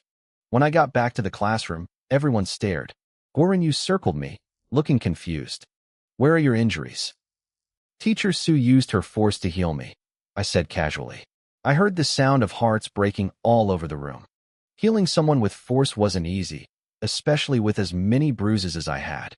The fact that Soo-Yun went through the trouble for me made every guy in the room lose their minds. Mahai sat in the corner, rubbing his swollen face with a bottle of ice water. He looked like he wanted to cry. He was an elite student, yet Soo-Yun hadn't offered to heal him. He glared at me, his eyes full of hate. After school, I took Lu Mingyue's red sports car to the Jidao dojo. Like the day before, I coached her, demonstrated techniques, and worked until I was exhausted. I pocketed my 6,000 credits, bought 15 pounds of high-energy pork, and headed home. It was time to test the bath. I ran the water in the tub, not caring about the exact amount as long as it covered my body. I tossed the medicine pack in. Within seconds, the water turned a bright, golden orange, looking almost like juice. I stripped down and climbed in. The system voice rang in my head immediately. My diamond body technique was absorbing the energy at a furious rate. Progress increased by 1%. Progress increased by 1%. The mechanical voice kept chiming. Between the two fights and the long day, I was exhausted. As the warmth of the medicinal water soaked into my pores, my eyes grew heavy, and I drifted into a deep sleep. I woke up the next morning to the sun streaming through the small window. The water in the tub was crystal clear again. Every drop of medicine had been absorbed. I pinched my skin. It felt incredibly firm, yet flexible, like high-quality treated leather. I felt a surge of power. I quickly pulled up my system interface. Diamond body, level 2. Progress, 13%. I froze. I had broken through in a single night, and then some. The effect of the medicinal bath was way beyond my expectations. My heart hammered against my ribs. If I could get enough of these medicine packs, I could reach the 9th level in no time. At that stage, even guns wouldn't be able to hurt me. I hopped out of the tub, feeling like a new man, and started wolfing down my breakfast. I needed to find a way to get more of that medicine. I pushed my legs to the limit, sprinting toward Qingshan First High. It was barely 7 in the morning when I kicked open the wooden door to Soo-Yun's office. She was just setting her bag down, looking like she'd only just arrived herself. She looked up, surprised. She asked me what I wanted so early. I cleared my throat, trying to look as serious as possible. I asked her if she had any more of those diamond body medicine packs. I told her I needed 8 or 10 more.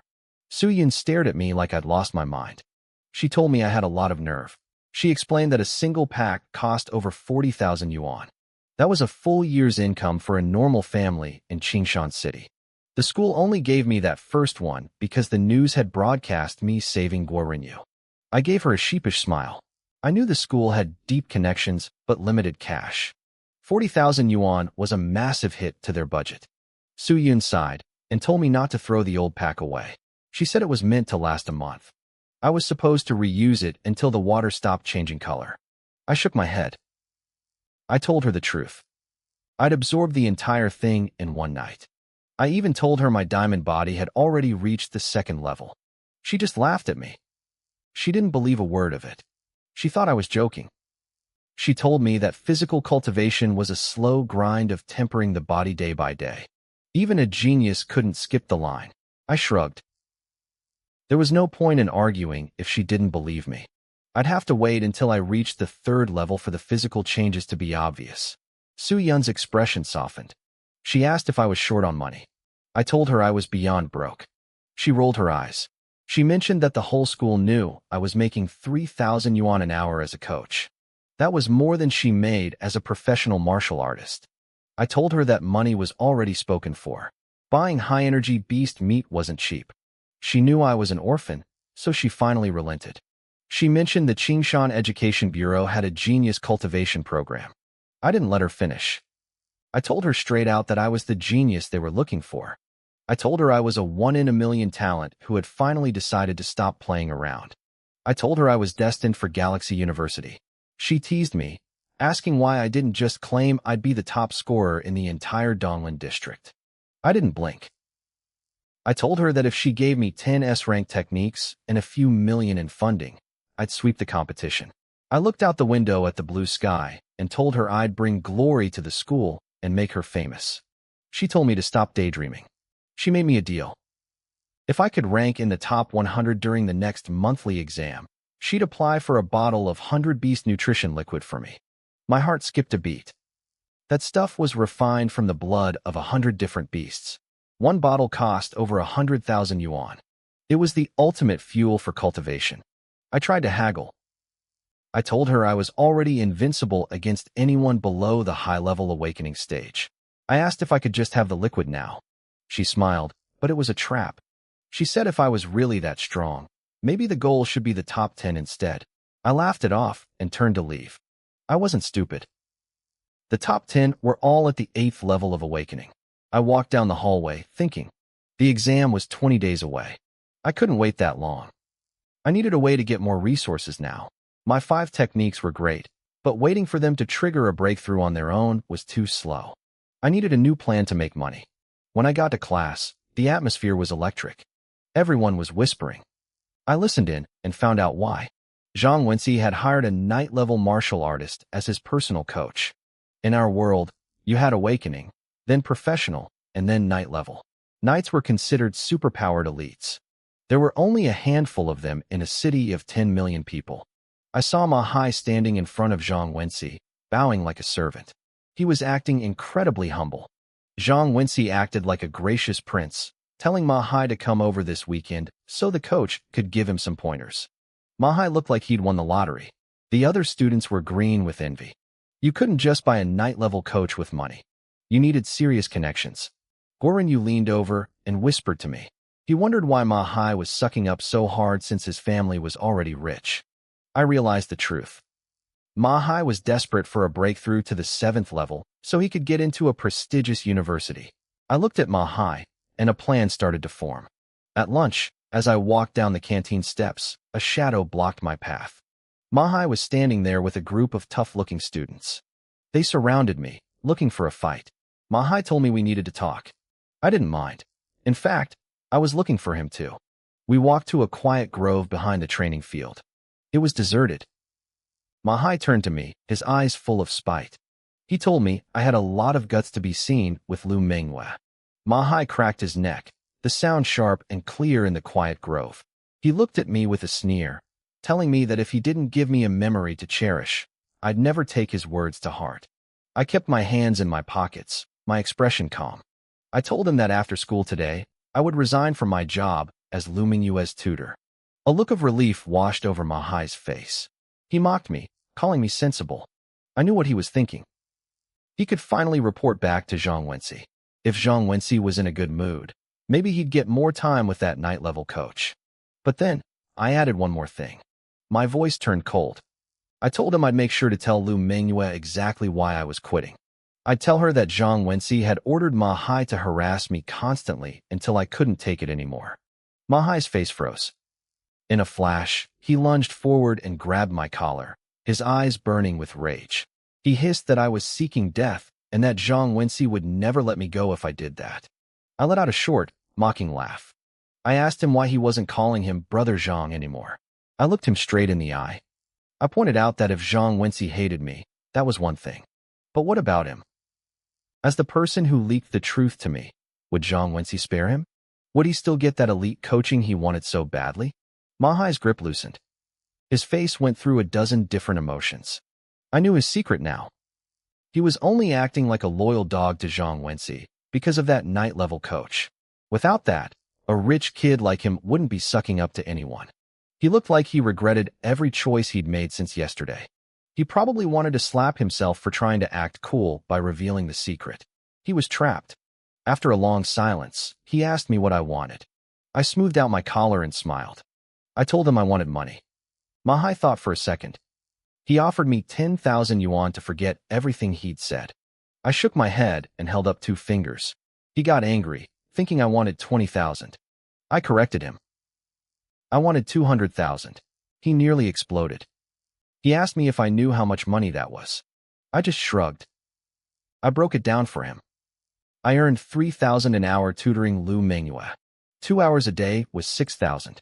With weekends, 200,000 was basically just a month's salary. It wasn't that much to ask. Ma Hai went quiet. He'd forgotten how much I was actually making. I leaned in and told him this would be the best money he ever spent. I explained the logic. He wanted to impress Zhang Wenxi by solving the problem. If I took the money and kept tutoring, Zhang Wenxi would stay annoyed. To keep his perfect student image, he'd have to keep sending Mahai to deal with me. Mahai's importance would skyrocket, and he'd get all the coaching he wanted. I saw the gears turning in his head. He was hesitating. I didn't give him time to think. I turned to walk away, saying I'd just go talk to Lu Mingyue instead. I didn't get 5 steps before he shouted for me to stop. He agreed. He couldn't let that night-level coaching slip away. I gave him my bank account details. He fumbled with his phone, trying one last time to haggle the price down to 20,000. I didn't say a word. I just lifted my foot to leave again. He panicked and stopped me. He agreed to the full amount, but insisted on paying in installments. He was worried I'd take the money and run. We settled on 100,000 up front. A few seconds later, my phone buzzed. The notification showed 100,000 yuan had hit my account. I felt a surge of excitement. This was enough to buy 2 high-grade medicinal herb packs. Mahai started to walk away, looking miserable. I called out to him. He turned back, his face full of irritation, complaining that he'd just lost a fortune. My response was a lightning-fast punch to his eye. I grinned at him, showing my teeth. I told him that since I took the money, I had to do the job. I wasn't going to lie for him. If Zhang Wenxi wanted me harassed, then Mahai better start harassing. He lost it. He yelled that I shouldn't think I was actually his match. He claimed he only held back yesterday because of Teacher Su. With the rage of losing his money and getting punched, he charged. Mahai blurred toward me. He swung his right leg in a high, powerful arc aimed straight at my face. It was his signature move, the Earth Crusher. The wind whistled from the force of it. It was stronger than yesterday, but his anger made him predictable. I had time to dodge, but I chose not to. I wanted to test the strength of my second-level Vajra body. I raised my arms in a block. The impact was heavy. It sent me skidding back several feet until my back hit a thick tree trunk. My sleeves were shredded into rags from the shockwave. But when I looked at my arms, there was no blood, no broken skin. Just a faint red mark and a dull ache. It was barely worse than a normal hit from yesterday. My defensive power had reached a whole new level. I wondered how strong the 3rd level would be. I didn't wait. I lunged back at him. We clashed in the middle of the grove. The sound of fists hitting flesh and bone echoed through the trees. Branches shook, and bark flew as we traded blows. I used my swift footwork and 1,000-year killing technique to keep up. Even though he was stronger and faster, my Vajra body allowed me to tank his hits. I was holding my own against a level 6 awakened. As we fought, I felt my combat experience growing. Mahai, on the other hand, was getting frustrated. He couldn't understand why I was so hard to put down when my strength hadn't seemingly increased. We fought for nearly an hour. The grove was a mess. Finally, the noise stopped. Both of us stood there, drenched in sweat, gasping for air like broken bellows. Our stamina was completely tapped out. Technically, Mahai should have had more endurance because of his higher level. But he had spent the whole hour attacking with full force, rage-filled strikes.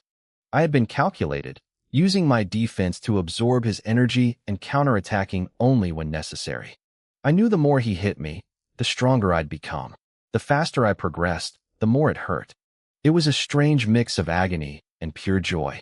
I grabbed a nearby tree to steady myself and focused on evening out my breath. Mahai, I wheezed, looking at him. You win today.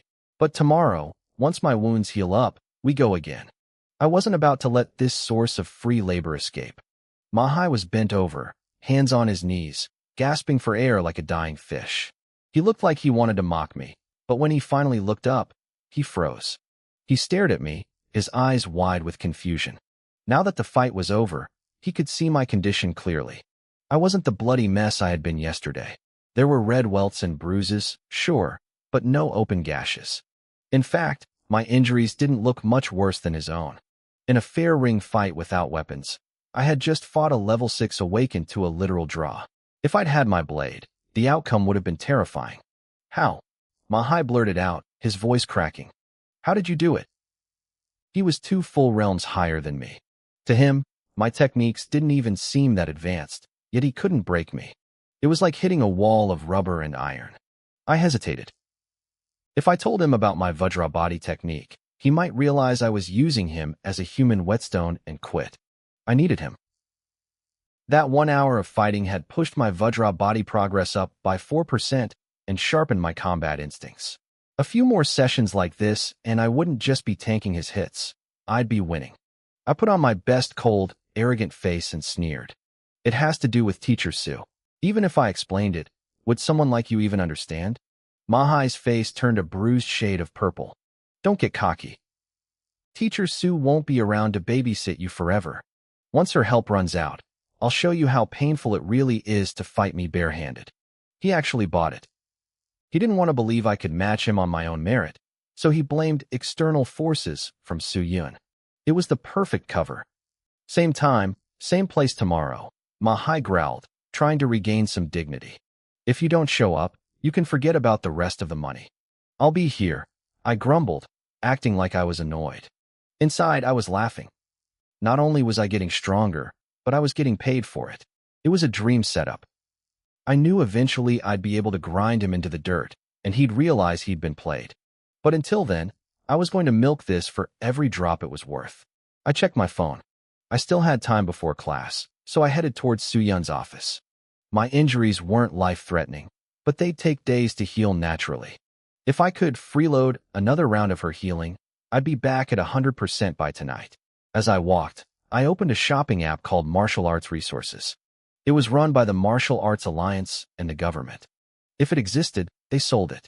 I searched for the medicinal soak required for the Vajra body. 45,000 credits per pack. My heart skipped a beat. That was a year's salary for a normal person in Qingshan City. Hard body techniques were notoriously expensive, second only to breathing methods. I winced and ordered 2 packs. The 100,000 I'd just extorted from Mahai vanished, leaving me with only 10,000 in change. Normally, 2 packs would last a practitioner 2 months. For me, they'd be gone in 2 nights. My body's absorption rate was terrifying. Mahai still owes me another 10,000, I muttered to myself. But that's only enough for a few more days. I'm still broke.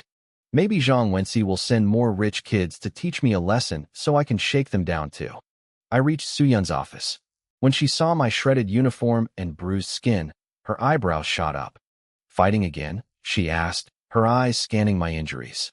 It was a sparring match, Teacher Sue, I said, standing tall and sounding as noble as possible. I'm working tirelessly to improve my combat skills for the college entrance exams. I want to bring glory to the school, and to you. She gave me a skeptical look, seeing right through my flattery. But she didn't argue. She closed her slender fingers, gathered her force, and began the treatment.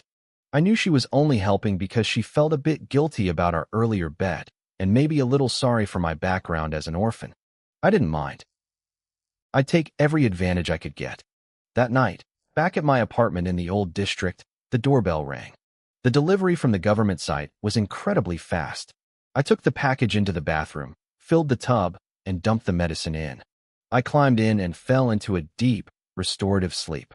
When I woke up at dawn, the water was crystal clear. Every drop of medicinal essence had been sucked into my pores. I pinched my skin. It felt denser, tougher. I pulled up my system interface. Vajra body, level 2. Progress, 50%. Before the bath, I was at 17%. A 33% jump in one night. It was slower than the jump from level 1 to level 2, but that was expected. The higher the level, the harder the climb. I had 1 pack left. That would get me to 80% tonight. But after that, I was out of money. Mahai wouldn't be coughing up the rest of the cash anytime soon. I stood up from the tub, my body feeling long and powerful. Even without the medicine, my daily training would give me about 2% progress a day. Reaching level 3 was only a matter of time. I grinned, thinking about the next time I'd see Mahai. I wondered what kind of face he'd make when he realized his punching bag had turned into solid steel. I started to settle into my new life. It wasn't flashy or dramatic. My days fell into a steady rhythm: home, school, and the Jidao Martial Arts Hall. Since my martial arts practiced themselves automatically, I wasn't actually busy, but I didn't slack off. I spent my free time buried in martial arts theory to sharpen my understanding. On weekends, I'd wander through antique shops with Guo Rinyu, hoping to find another hidden manual, but no luck. My system stayed silent. Time slipped by, and my strength climbed steadily. I was pushing past the high stages of awakening level 4, closing in on level 5. In this world, cultivation is usually a slow grind. People spend years climbing a single rank. I was only moving this fast because my savage bull strength worked day and night without rest, and because I was getting high-quality beast meat from Manhwa every day. But the biggest change wasn't just my raw power. It was my combat ability. Every time I fought Manhwa, my moves got meaner and my timing got tighter. The bruises on my body started to disappear. Eventually, the tables turned. I wasn't just surviving anymore, I was dominating him. One afternoon, deep in the woods behind the school training grounds, the usual dull thuds of a beating rang out. But today, the rhythm was faster. It ended abruptly with a sharp cry of pain. Manhwa lay on the ground, face swollen and bleeding, looking utterly miserable. I stood over him, back straight as a spear, without a single scratch on me. This isn't just Teacher Sue helping you, Manhwa stammered, his voice trembling as he looked up at me. You've mastered a powerful body-hardening technique. He wasn't stupid. Soo-Yun could protect me from being bullied, but she couldn't give me the power to beat him into the dirt like this. You've got it wrong, Manhwa, I said, trying to play it cool. This is just the power of a professional martial artist's guidance. It's that strong. Do you think I'm an idiot? He spat, though he shut his mouth the moment I looked down at him with cold eyes. He knew I didn't just have high defense. I had taken him down in record time. It doesn't matter what you think, I said, finally dropping the act. I have a powerful body-refining art and top-tier combat skills. So what? You want to stop? Do you really want to give up those lessons from a night-level martial artist? Manhwa stayed silent. I turned to leave, then paused and looked back with a grin. Right, almost forgot. You haven't transferred today's payment. You're my sparring partner, after all. Actually, since you beat me up today, you owe me a little extra. Manhwa's teeth nearly cracked from clenching them so hard. I had literally just admitted he was my sparring partner, and yet he still had to pay me for the privilege of getting his teeth kicked in. It was a total scam. Don't worry, I laughed. Once I leave the woods, I'll bruise myself up a bit so you can report back to Zhang Wenxi. He sullenly pulled out his phone and sent the money. I walked away satisfied, leaving him staring at my back with a mix of fury and genuine terror. He couldn't understand how I'd become a monster in such a short time. By Friday evening, I was back at the martial arts hall. The sunset poured through the floor-to-ceiling windows of the private training room, painting everything in a soft orange glow. But the atmosphere inside was anything but soft. Two blades blurred through the air, trailing fluorescent light and clashing with the sound of rolling thunder. Manhwa and I were locked in a stalemate, both using Thunderbolt Slash. She stepped aside, narrowly dodging a strike that almost took a lock of her hair. She stared at me, her eyes filled with disbelief. 2 weeks ago, I was a total novice. My movements had been stiff and green. Now, I was holding my own against her. Even though my Thunderbolt Slash was at a higher realm, she had the reflexes and senses of a level 9 awakened. She should have been able to crush me. The fact that I was keeping up was terrifying. Our blades met in a shower of sparks. For a split second, her focus wavered. I saw the opening. I lunged forward, my feet light as air. I was using Gale Step, only a basic level 1 movement technique, but I'd pushed it to the third realm, Mastery. I covered 10 meters in the blink of an eye. I swung my blade down, the fluorescent edge cutting the air. Manhwa raised her sword to block, but she was off balance. My Thunderbolt Slash was stronger in a head-on collision. I pressed the advantage, strike after strike, forcing her back. For the first time in all our sessions, I actually had a chance to win.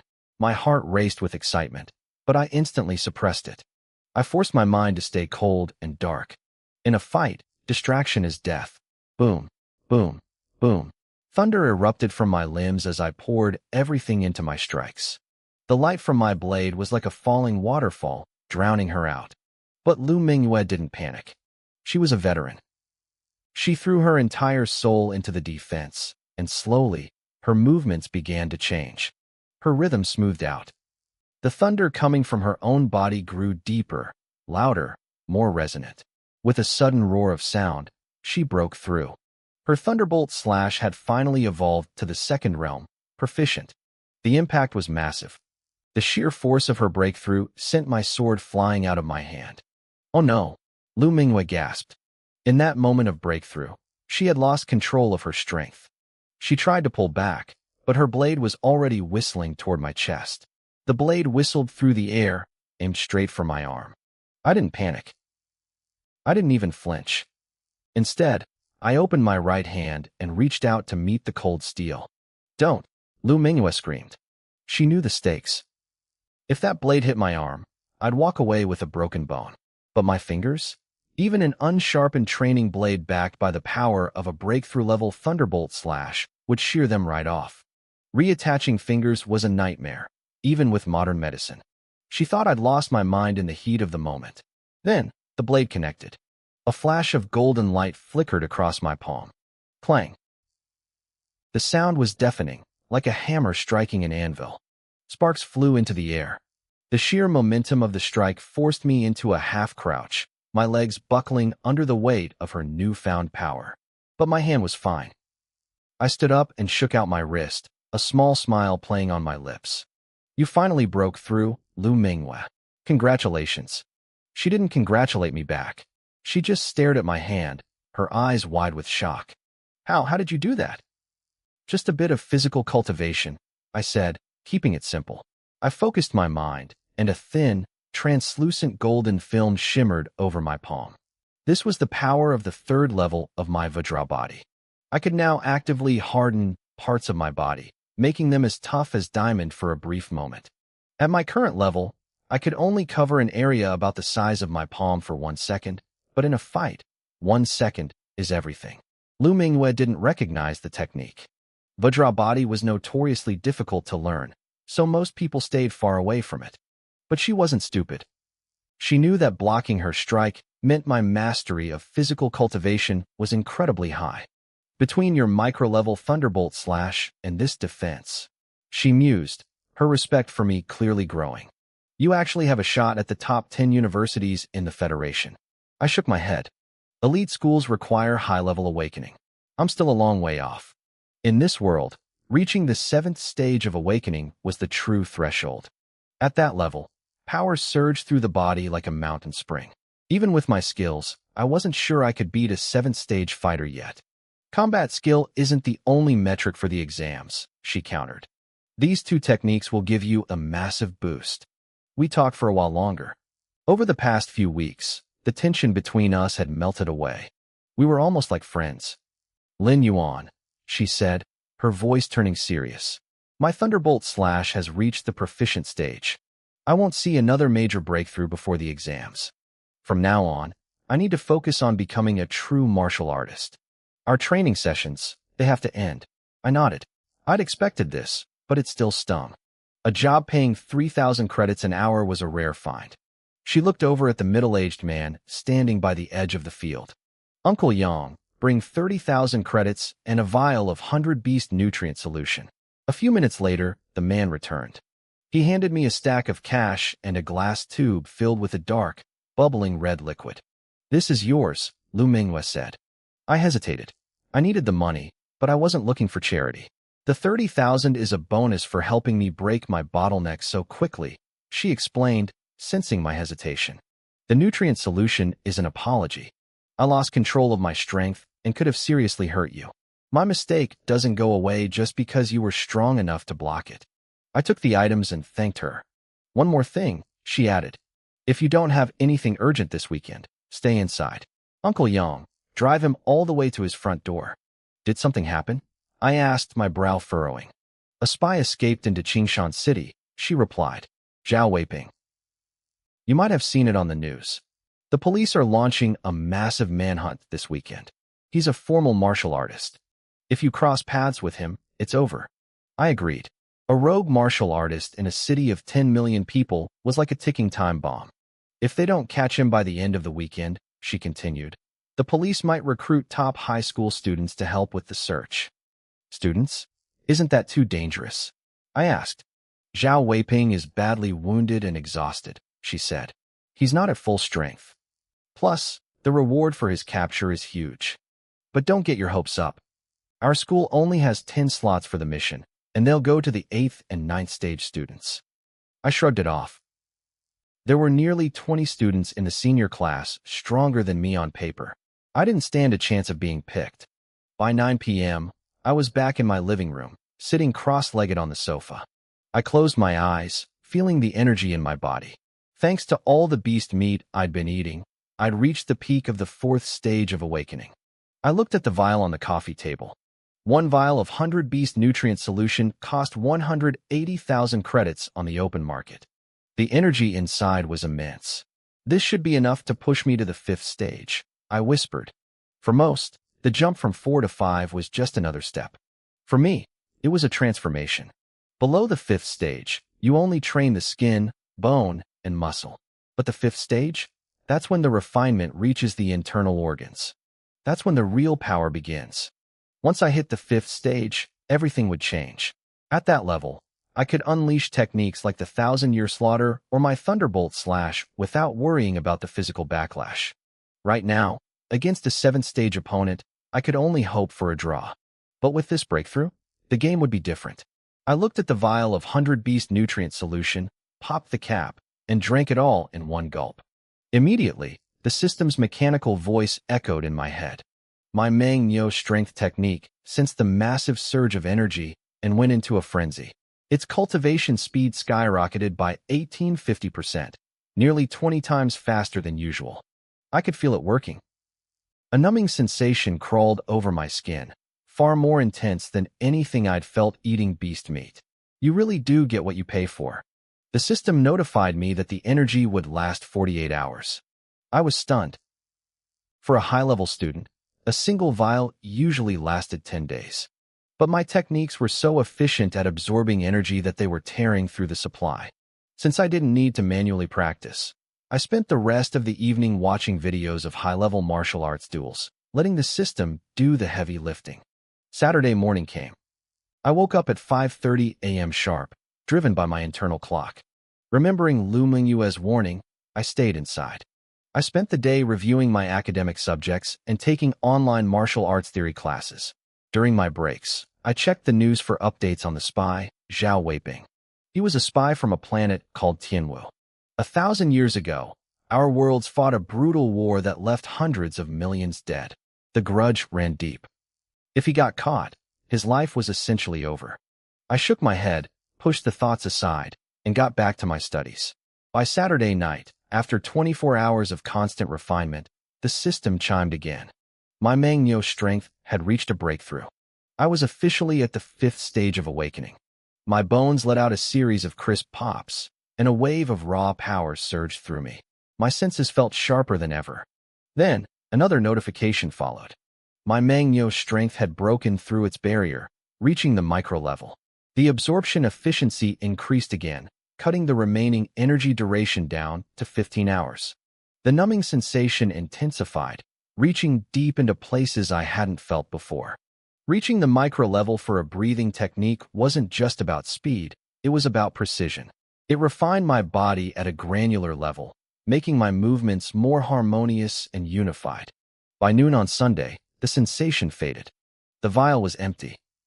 I checked my status and realized I hadn't just reached the 5th stage. I was already at the peak of it. System, I whispered, calling up the panel. My Manhwa strength was at the micro level, 2% progress. My Gale steps were at mastery, 31%. Thunderbolt slash was at micro level, 35%. The 1,000-year slaughter was at proficient, 11%. And my golden body technique was at the 3rd layer, 20%. I stared at the translucent screen, planning my next move. Resources were tight. I had about 30,000 credits in the bank and one more vial of nutrient solution promised by Su Yun. The extra money from tutoring Lu Mingyue was likely gone since that job was over. I had to choose where to invest. Manhwa strength improved everything. Strength, speed, stamina. But even if I poured everything into it, I wouldn't reach the high-level stages before the college entrance exams. It's better to sell the nutrient solution, I decided. On the second-hand market, a vial was worth 160,000 credits. With that plus my savings, I could buy 4 medicinal packs for my golden body technique.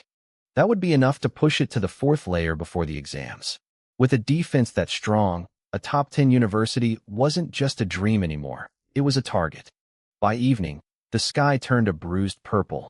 The first spring rain was about to hit Qingshan City. I ordered some food and turned on the news. Every channel was showing Zhao Weiping's face, warning people to stay indoors. The police still hadn't found him. During dinner, my phone buzzed. Suyun had posted a massive update in the class group chat. The school was sending teachers to help with the manhunt. For students below the 7th stage, classes were moving online. But there was one more thing. The selection trial Lu Minghua mentioned. 10 students would be chosen to join the search parties alongside veteran teachers and police. It wasn't going to be a standard arena fight. Instead, we had to compete to capture a device called a spy tracker. It was a strange format, but it meant raw power wasn't the only factor. The trial was set for Monday morning at the school. Participation was voluntary because of the danger. My phone buzzed again. It was time to decide if I was going to step into the light. The class group chat was exploding. Everyone was obsessed with the selection trial. Tang Xiaowan posted first. The key to this trial isn't just grabbing the tracker, she wrote. It's keeping it. Whoever has it will be a target for everyone else. Only the Stage 9 students have a real shot. If a Stage 8 student gets cornered, they're finished. Zhou chimed in. I don't get what the police are thinking. If they want to catch a spy, shouldn't they just send the strongest people? Zhang Wenxi replied immediately. Combat power isn't the only factor, Zhou. That spy is heavily injured, but a dying tiger is still a tiger. Never underestimate a professional martial artist. If he gets desperate, he could easily take a few Stage 9 students down with him. The police want to see who's sharp and alert, not just who hits the hardest. Our class monitor, Manhwa, is amazing, someone added. His analysis is spot on. He'll definitely grab one of those trackers. Wang Dong sent a laughing emoji. Nobody understands being alert better than me. Consider one of those trackers mine. You're at Stage 3, Li Shangyun, Zhou shot back. Are you going there just to be a snack for the spy? I pulled my eyes away from the screen. My fingers tapped rhythmically on the desk. I had made up my mind. I was going to the trial. Winning a tracker would be great, but it wasn't my only goal. I wanted to test my current strength. More importantly, I wanted to have a little chat with Zhang Wenxi. Sitting back and taking hits wasn't my style. Based on his messages, he was definitely participating. If I played my cards right, I could probably squeeze some money out of him. I smiled to myself. Zhang Wenxi still didn't know that my deal to stop tutoring Lu Minghua was already done. He thought he still had leverage. Rain started falling in the middle of the night. It was a steady, rhythmic drizzle that didn't let up until dawn. Monday morning at Qingshan First High was electric. The seniors arrived earlier than usual, their voices loud and excited as they discussed the trial. But not everyone was in a good mood. Manhwa looked like he was about to explode. He was standing in front of Zhang Wenxi, his head bowed, his voice low and submissive. Class monitor, I'll do my best. Haven't I been keeping Lin Yuan bruised and battered for you? It was a lie, of course. I had been faking those injuries to give Manhwa something to report back. Zhang Wenxi waved him off with a look of pure disgust. Stop talking. A few red marks on his skin don't mean anything. It's been over 2 weeks, and you still haven't dealt with him? He's a Stage 4 weakling. Don't think I don't know you're slacking off. Manhwa opened his mouth, but the words died in his throat. He couldn't tell the truth. Lately, he couldn't even touch me. I didn't know what kind of body-hardening technique I was practicing, but my skin had become like iron. Manhwa's punches didn't even leave a mark. Even when he used his strongest Earth-rank move, the mountain-splitting palm, he barely scratched me. Meanwhile, I had been using a particularly nasty close-quarters style that left him covered in real bruises. He'd already spent tens of thousands of credits on his own medical bills. Monitor, please, Manhwa begged. Ask Uncle Lee to coach me one more time. I'm right on the edge of reaching Stage 7. Once I break through, I'll cripple Lin Yuan so badly, he won't even make it to the exams. Uncle Lee was a night-level martial artist who worked for Zhang Wenxi's family.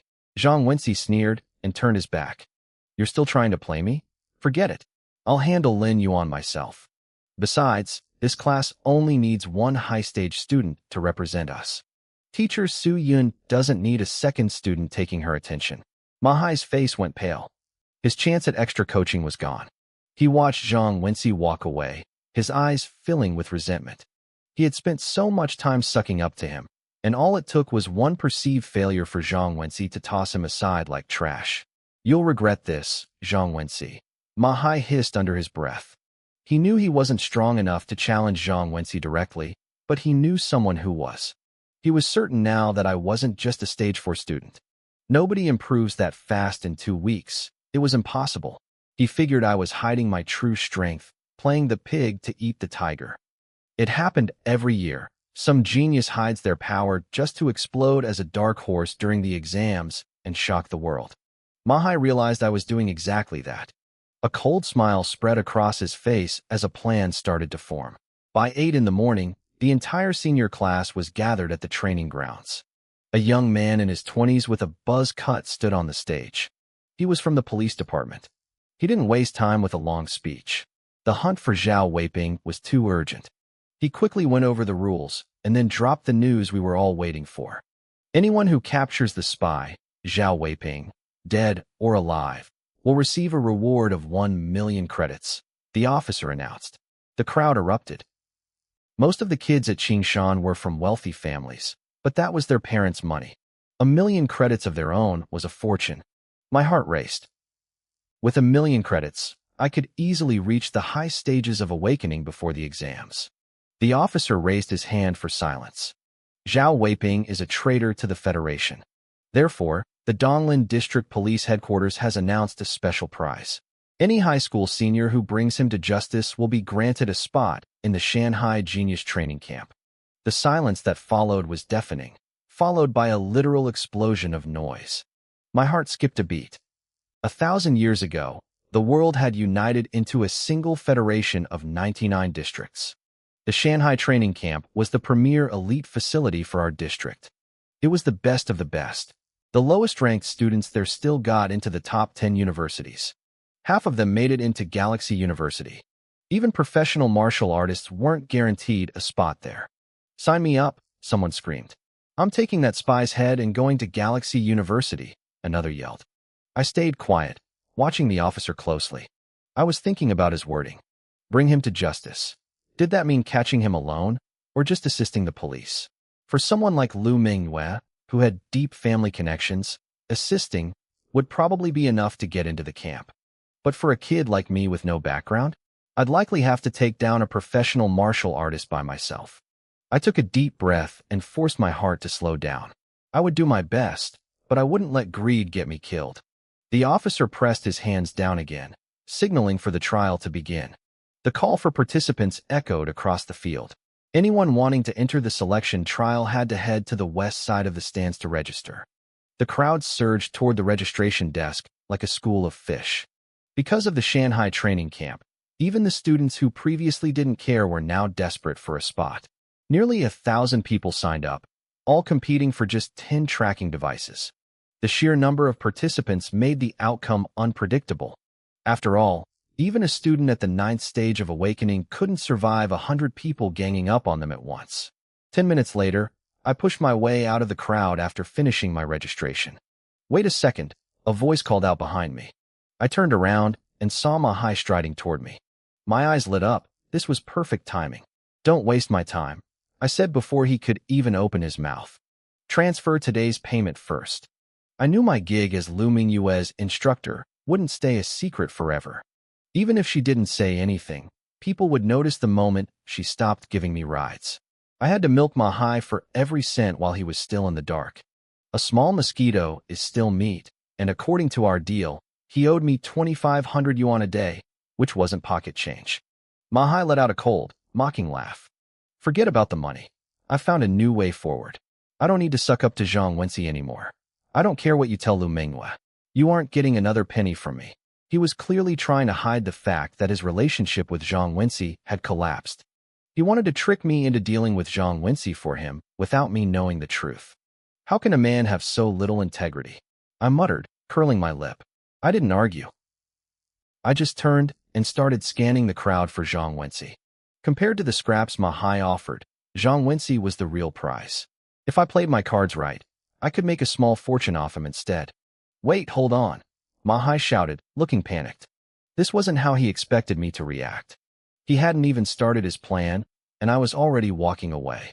He rushed forward and blocked my path, his face full of forced confidence. "I know how strong you really are," he said firmly. I froze, my expression turning serious. How could he know I had reached the 5th stage of awakening? Only a professional martial artist should be able to sense someone else's true cultivation level. But then I realized I had overthought it. "You can fool the others, but you can't fool me," Mahai sneered, seeing my reaction. "We fought over a dozen times. Your strength is at least at the 7th stage of awakening. You've been hiding it to make a big splash at the college entrance exams, haven't you? Probably trying to impress Teacher Sue. Your methods are much smarter than Zhang Wenxi's." I almost laughed. This guy had quite the imagination. I didn't bother correcting him. Instead, I let out a cold snort and crossed my arms. "So what? What does that have to do with you?" Mahai's face darkened. "I'm just here to give you a friendly warning. Yesterday, Zhang Wenxi told me to find someone to cut the security cameras in Building 1. It definitely has something to do with this selection trial. Whether you go there or not is up to you. I don't care." I looked at him and smirked. "Let me guess. You and Zhang Wenxi had a falling out. You're too scared to face him yourself, so you want to use me as your weapon." Mahai's expression shifted instantly.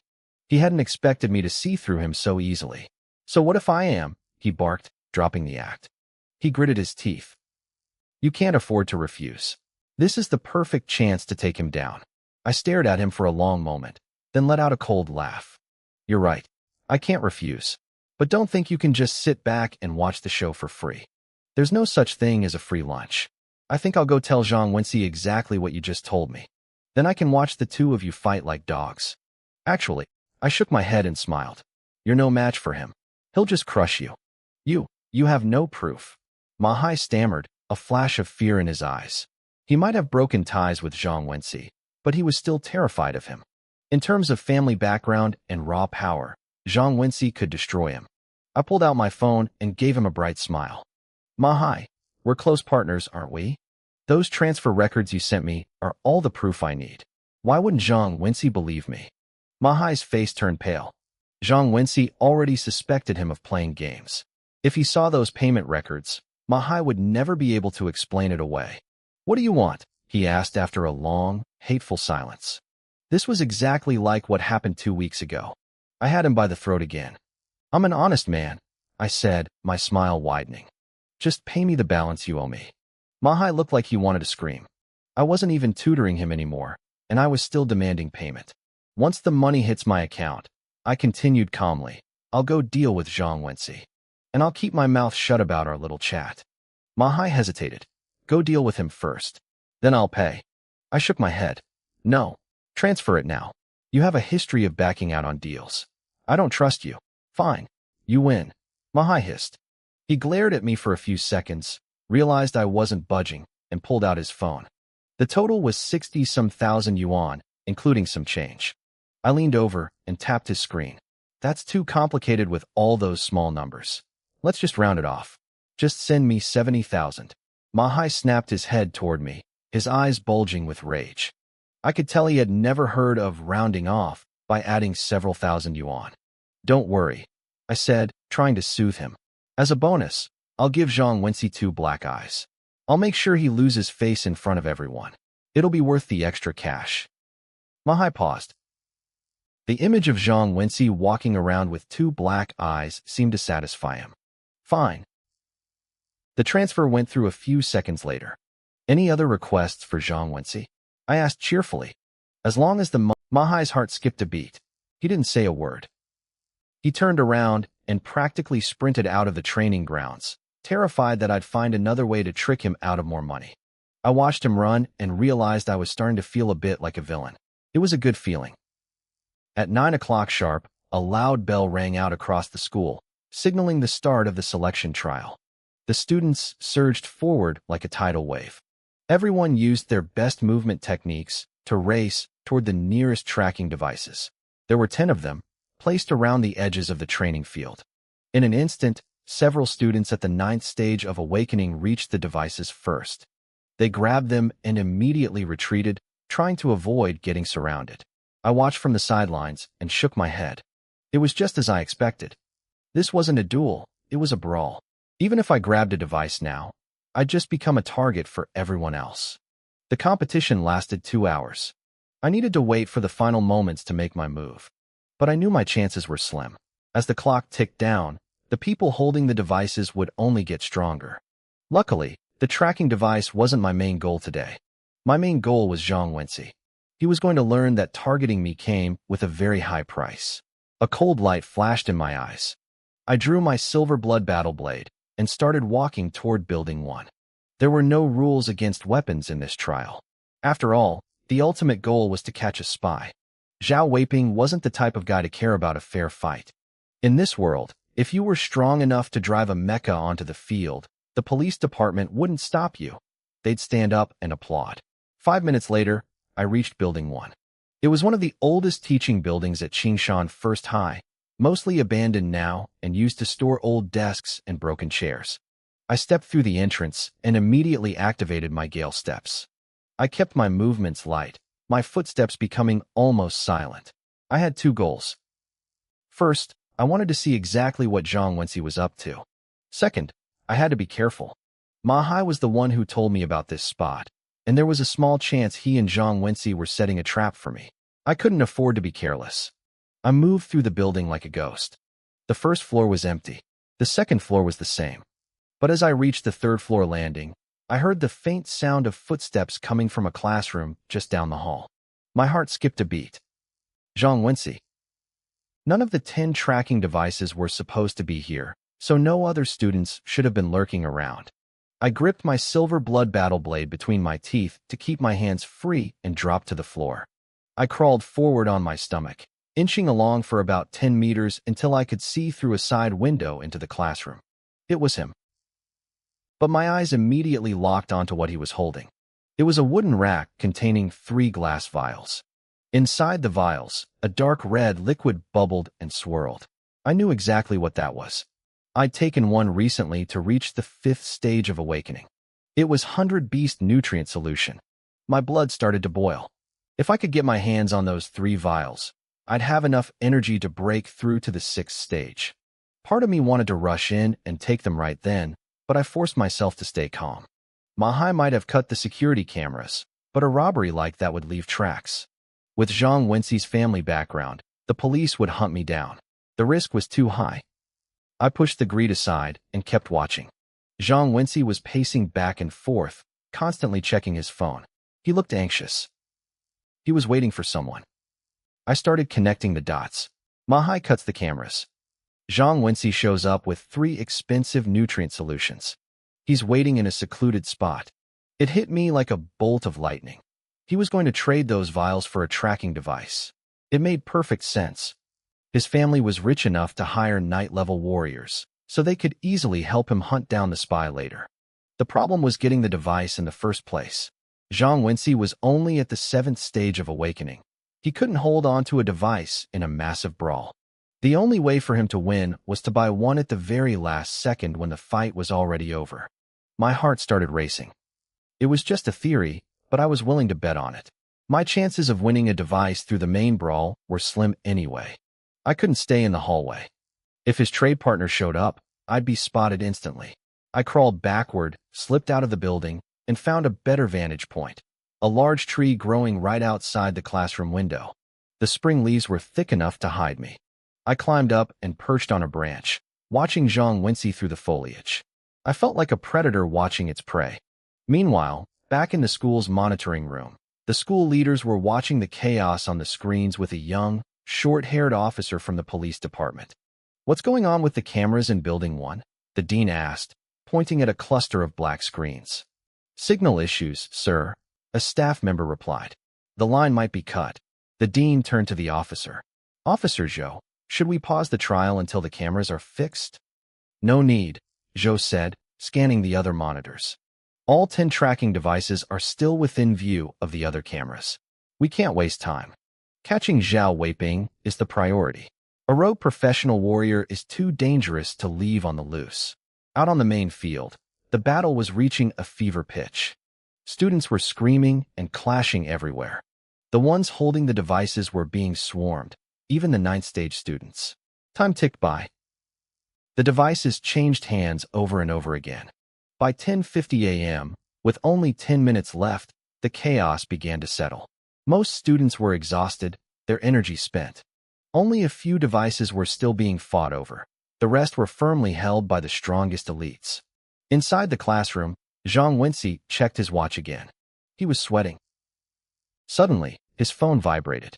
He looked at the screen and let out a long, shaky breath of relief. A moment later, a tall figure walked into the room. I recognized him immediately. Wei Bohu. He was at the 9th stage of awakening and had mastered a B-rank fist technique. He was easily in the top 3 of our grade. I pulled out my phone and started recording. Trading tracking devices wasn't exactly legal, and I wanted evidence. Did you get it? Zhang Wenci asked, stepping toward him eagerly. Where's my stuff? Wei Bohu pulled out a small, square black box, the tracking device.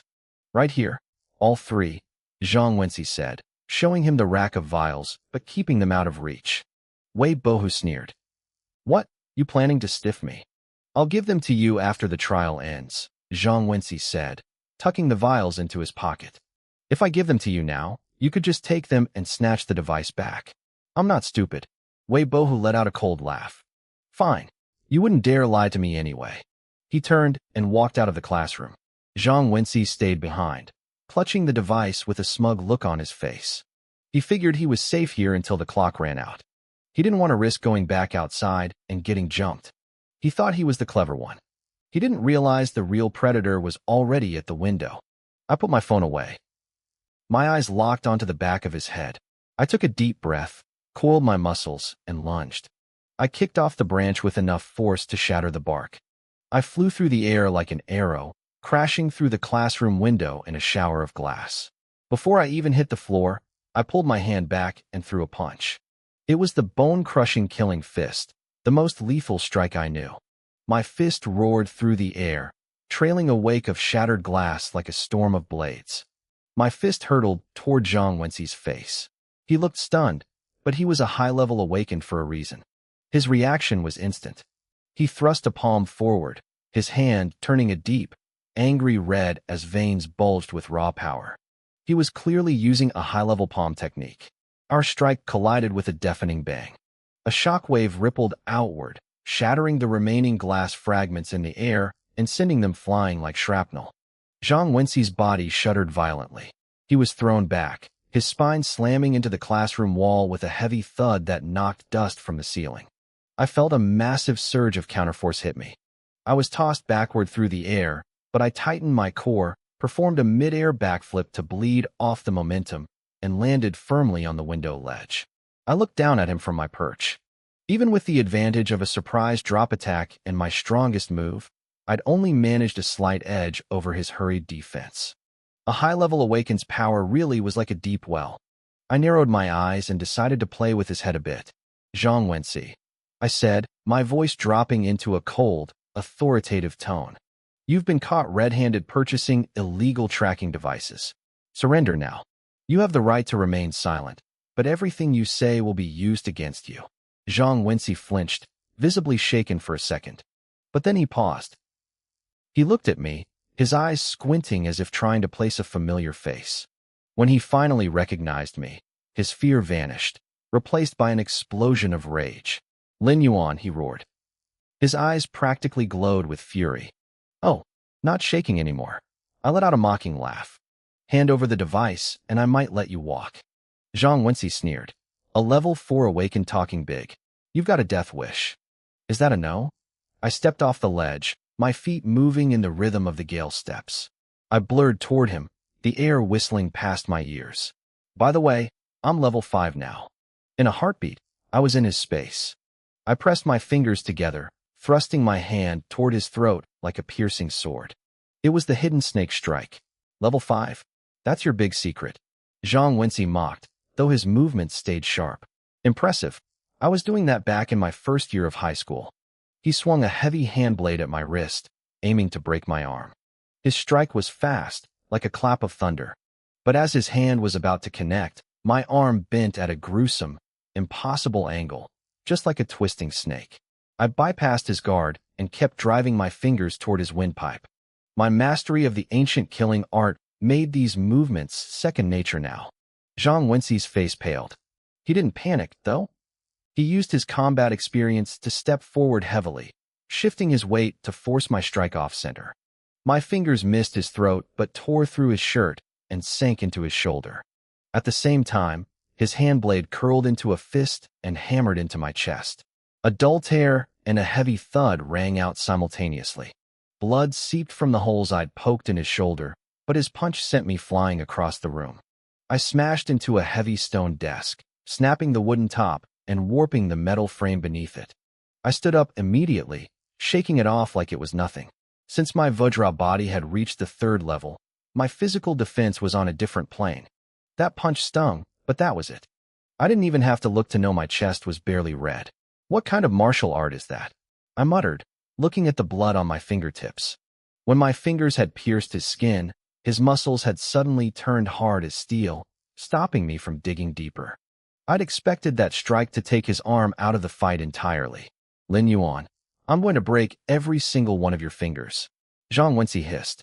The pain in his shoulder was clearly getting to him. He lunged at me like a cornered tiger, kicking up a gale of wind. I wiped the blood off my hand and met him head-on. The classroom turned into a war zone. Desks were pulverized into splinters. Windows exploded. On the surface, I was losing. My ancient killing art was only at the practiced level, and going up against a level 7 awakened like Zhang Wenxi was a massive drain. But I had the Vajra body. I fought dirty, trading blow for blow, knowing I could take a hit far better than he could. Let's see how much more you can take. Zhang Wenxi screamed, throwing a vicious elbow toward my head. It was the iron elbow spear, a C-rank technique. The air shrieked as it approached. I didn't dodge. I didn't even blink. I aimed a punch straight for his stomach. My arm made a sharp cracking sound, like a whip snapping or a bowstring releasing. My fist accelerated instantly, leaving a trail of afterimages. This was the second form of the ancient killing art, the aeroflight punch. It was built for one thing, pure, blinding speed. My fist buried itself in his gut, making his face turn purple. A split second later, his elbow slammed into my chest. A golden flash flickered across my skin. The sound was like metal hitting metal. I was blown back to the other side of the classroom, landing in a cloud of dust. I nipped back up with a quick kip up. The temporary golden body state had absorbed most of the impact. I brushed the dust off my shirt and sighed. I wanted to practice with you a bit longer, I said, looking at the clock.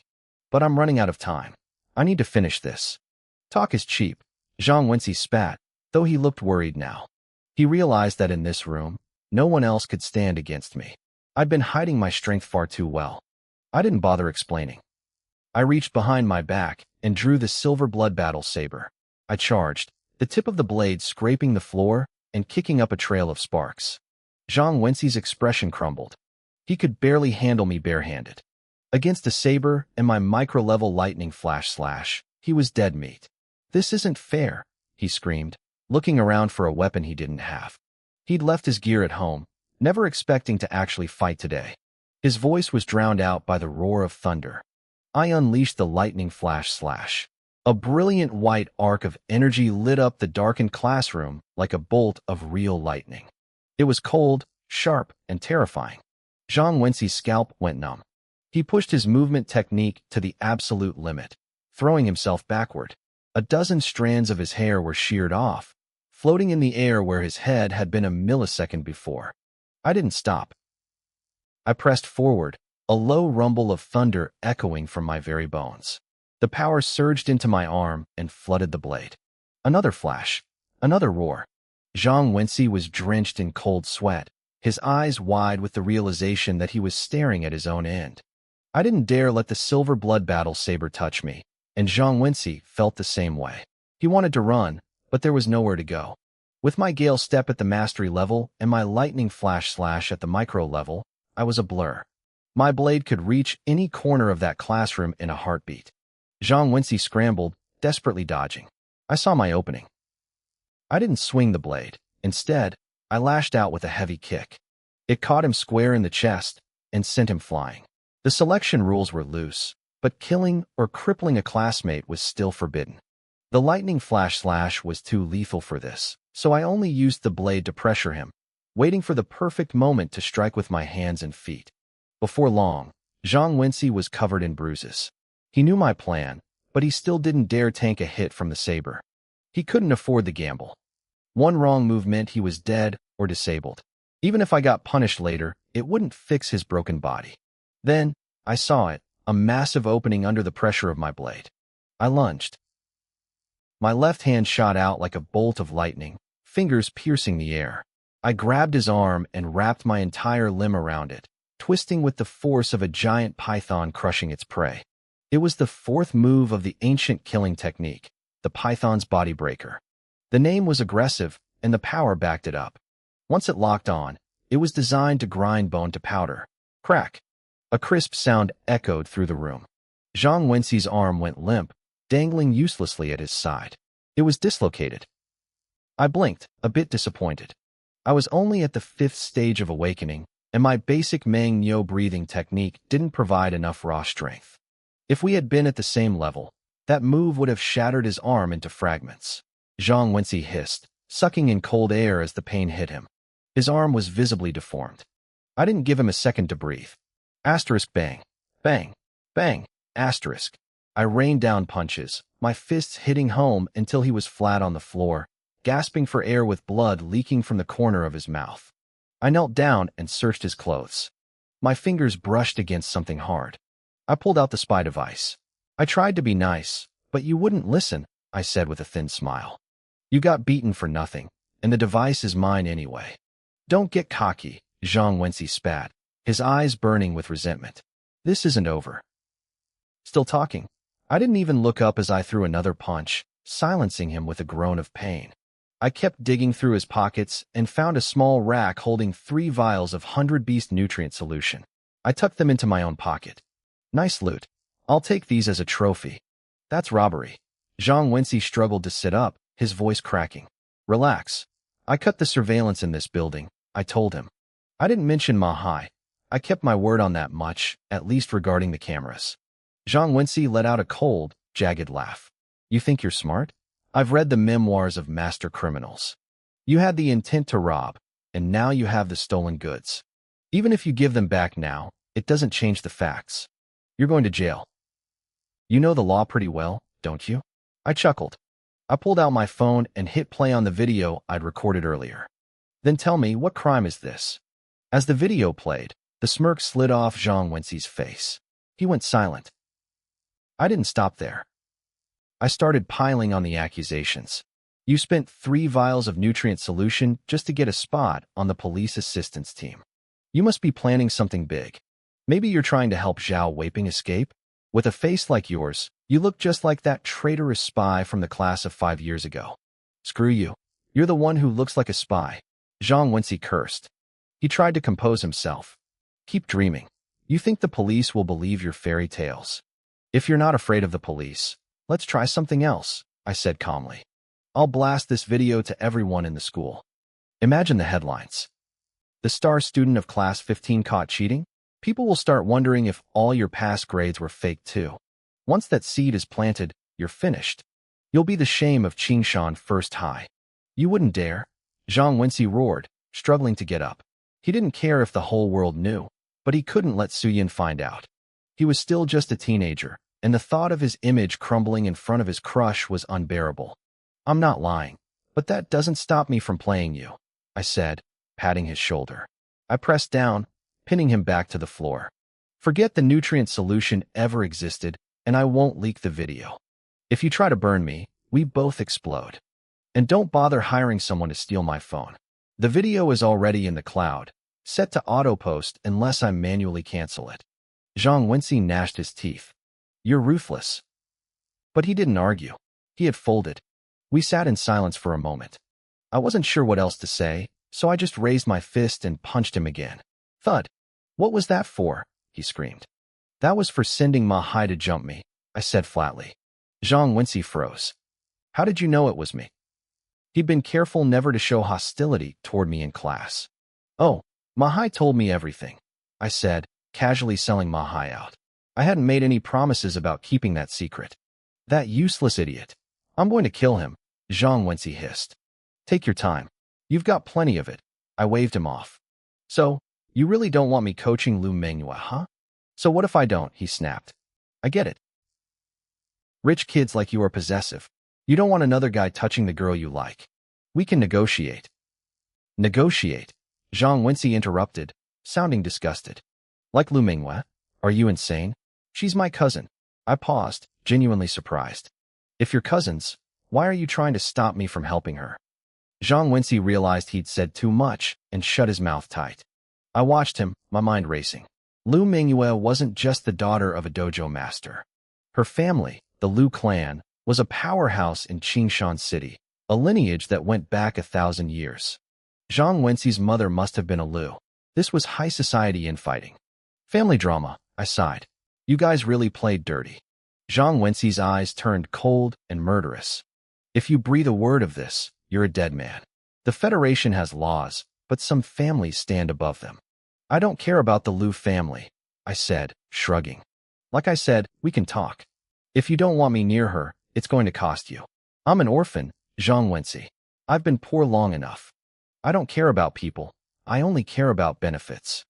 I stood up, giving him one last look to let the pressure sink in. If you're not interested, then I'm leaving, I said, turning toward the door. Wait, Zhang Wenxi called out. I could see the conflict in his eyes. He didn't want to let me walk away. I turned back with a bright, predatory smile and sat down again. Let's talk numbers then. I leaned in, keeping my voice low and professional. You know what I charge Lu Menghua? 3,000 yuan an hour. 2 hours a day. That's 6,000 daily, sometimes more. With 2 months left until the college entrance exams, I'd make at least 500,000 yuan from her. I peeked at Zhang Wenxi's face. He didn't even flinch at the number.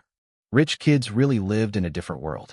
Of course, 500,000 isn't enough, I continued, shifting gears. That's just my lost wages. By quitting as her coach, I'm going to offend Lu Menghua. You need to give me another 500,000 as compensation. 1 million yuan, total. Zhang Wenxi let out a mocking sneer. Are you insane? You've lost your mind over money. I kept my expression calm. Think about it. You pay an extra 500,000, and Lu Menghua's progress with the Thunderbolt / grinds to a halt. The benefit to you is 10 times, maybe 100 times, that amount. Zhang Wenxi went silent, weighing the cost. Finally, he spoke. 500,000 total. Take it or leave it. My heart skipped a beat. I wanted to scream yes, right then and there. This was pure profit for doing absolutely nothing. But I kept my brow furrowed, acting like I was being cheated. I'm taking a huge risk offending her, I grumbled. The compensation is included in that 500,000, Zhang Wenxi snapped. I know Lu Menghua better than you do. You'd only be coaching her for another month anyway. She needs time to focus on becoming an official martial artist, or she'll never make it into Galaxy University. I let out a long, dramatic sigh. Fine, 500,000 it is. But I want the transfer right now. Zhang Wenxi pulled out his phone and opened his banking app. He glared at me, his eyes turning cold. You're strong, Lin Yuan.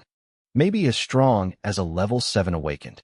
But if you try to play both sides, I'll make you regret being born. Relax. I'm a man of my word, I said, raising my right hand with mock solemnity.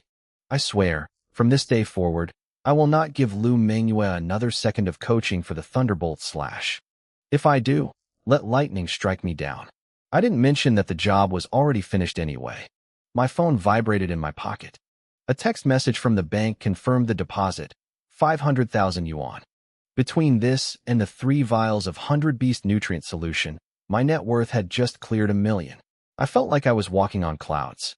Just yesterday, I was agonizing over whether to sell a single vial of nutrients or drink it. Now, I was a millionaire. I took a deep breath to steady myself. The celebration could wait. I wasn't done with him yet. I pulled out the spy device I'd taken from him and gave it a little toss. You know, I said, smiling. This little thing is a ticket to the Shanghai Genius Training Camp. I won't overcharge you. I'll give you the same price Wei Boha did. 3 vials of nutrients. Or cash, I don't mind. Zhang Wenxi's face turned a sickly shade of green. I'd robbed him, and now I was trying to sell his own property back to him. You don't even know what the Shanghai camp is, do you? He sneered. It's a place for monsters. Unless you're at the peak of level 9, going there is a death sentence. The geniuses there would eat you alive. Then why did you buy a device from Wei Bohu? I asked. Zhang Wenxi straightened his back, looking strangely proud. I just wanted to make Teacher Su happy. What would someone like you know about that? I stared at him, speechless. This idiot spent a fortune just to get a smile from Su Yin? He was trying to woo his own teacher.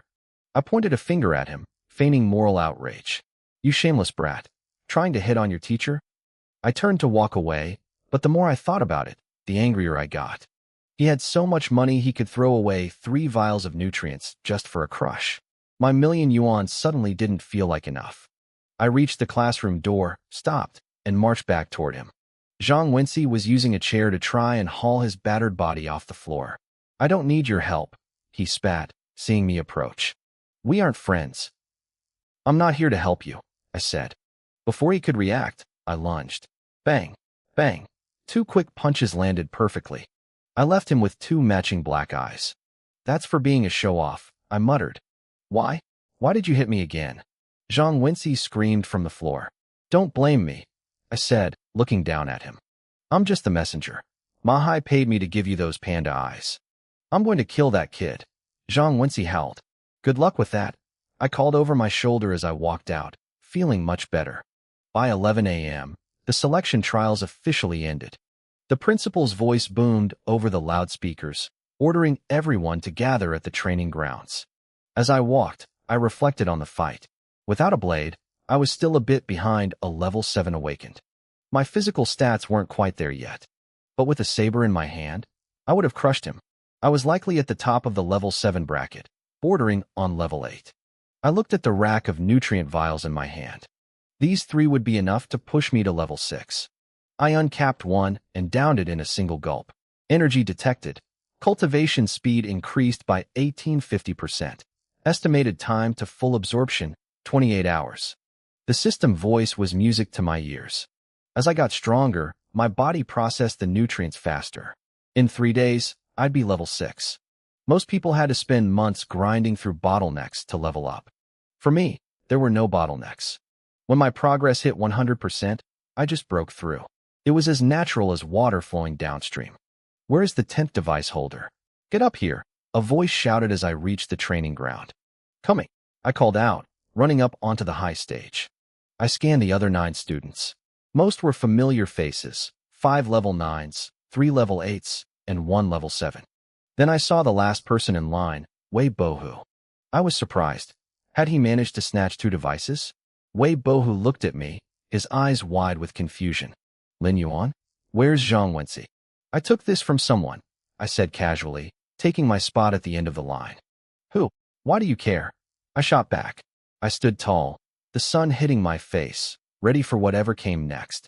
Wei Bohu frowned, his eyes narrowing as he fell silent. Below the stage, the noise from the crowd was getting louder. Thanks to my micro-level Thunderbolt slash, a lot of students recognized me now. Lin Yuan is way too fierce, I heard someone shout. Did he actually fight his way into the top 10?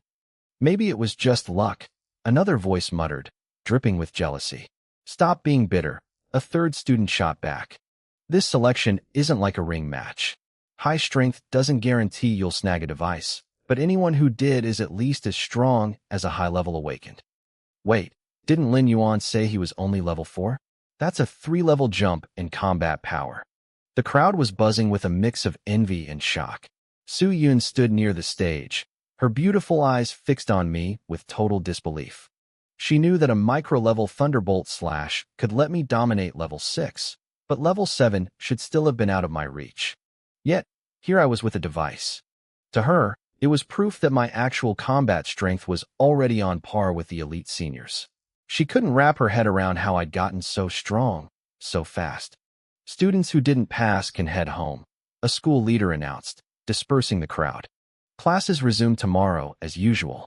If you're seriously injured, report to your teacher for medical leave. Officer Zhou walked over and sized me up.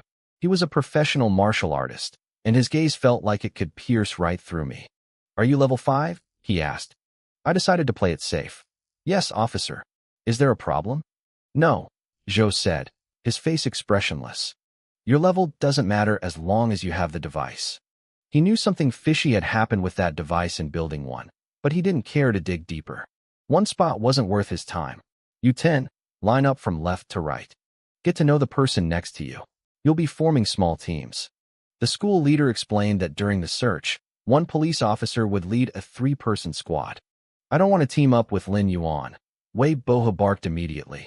Unlike Zhang Wenxi, Wei Bohu was obsessed with getting into the Shanghai Genius Training Camp.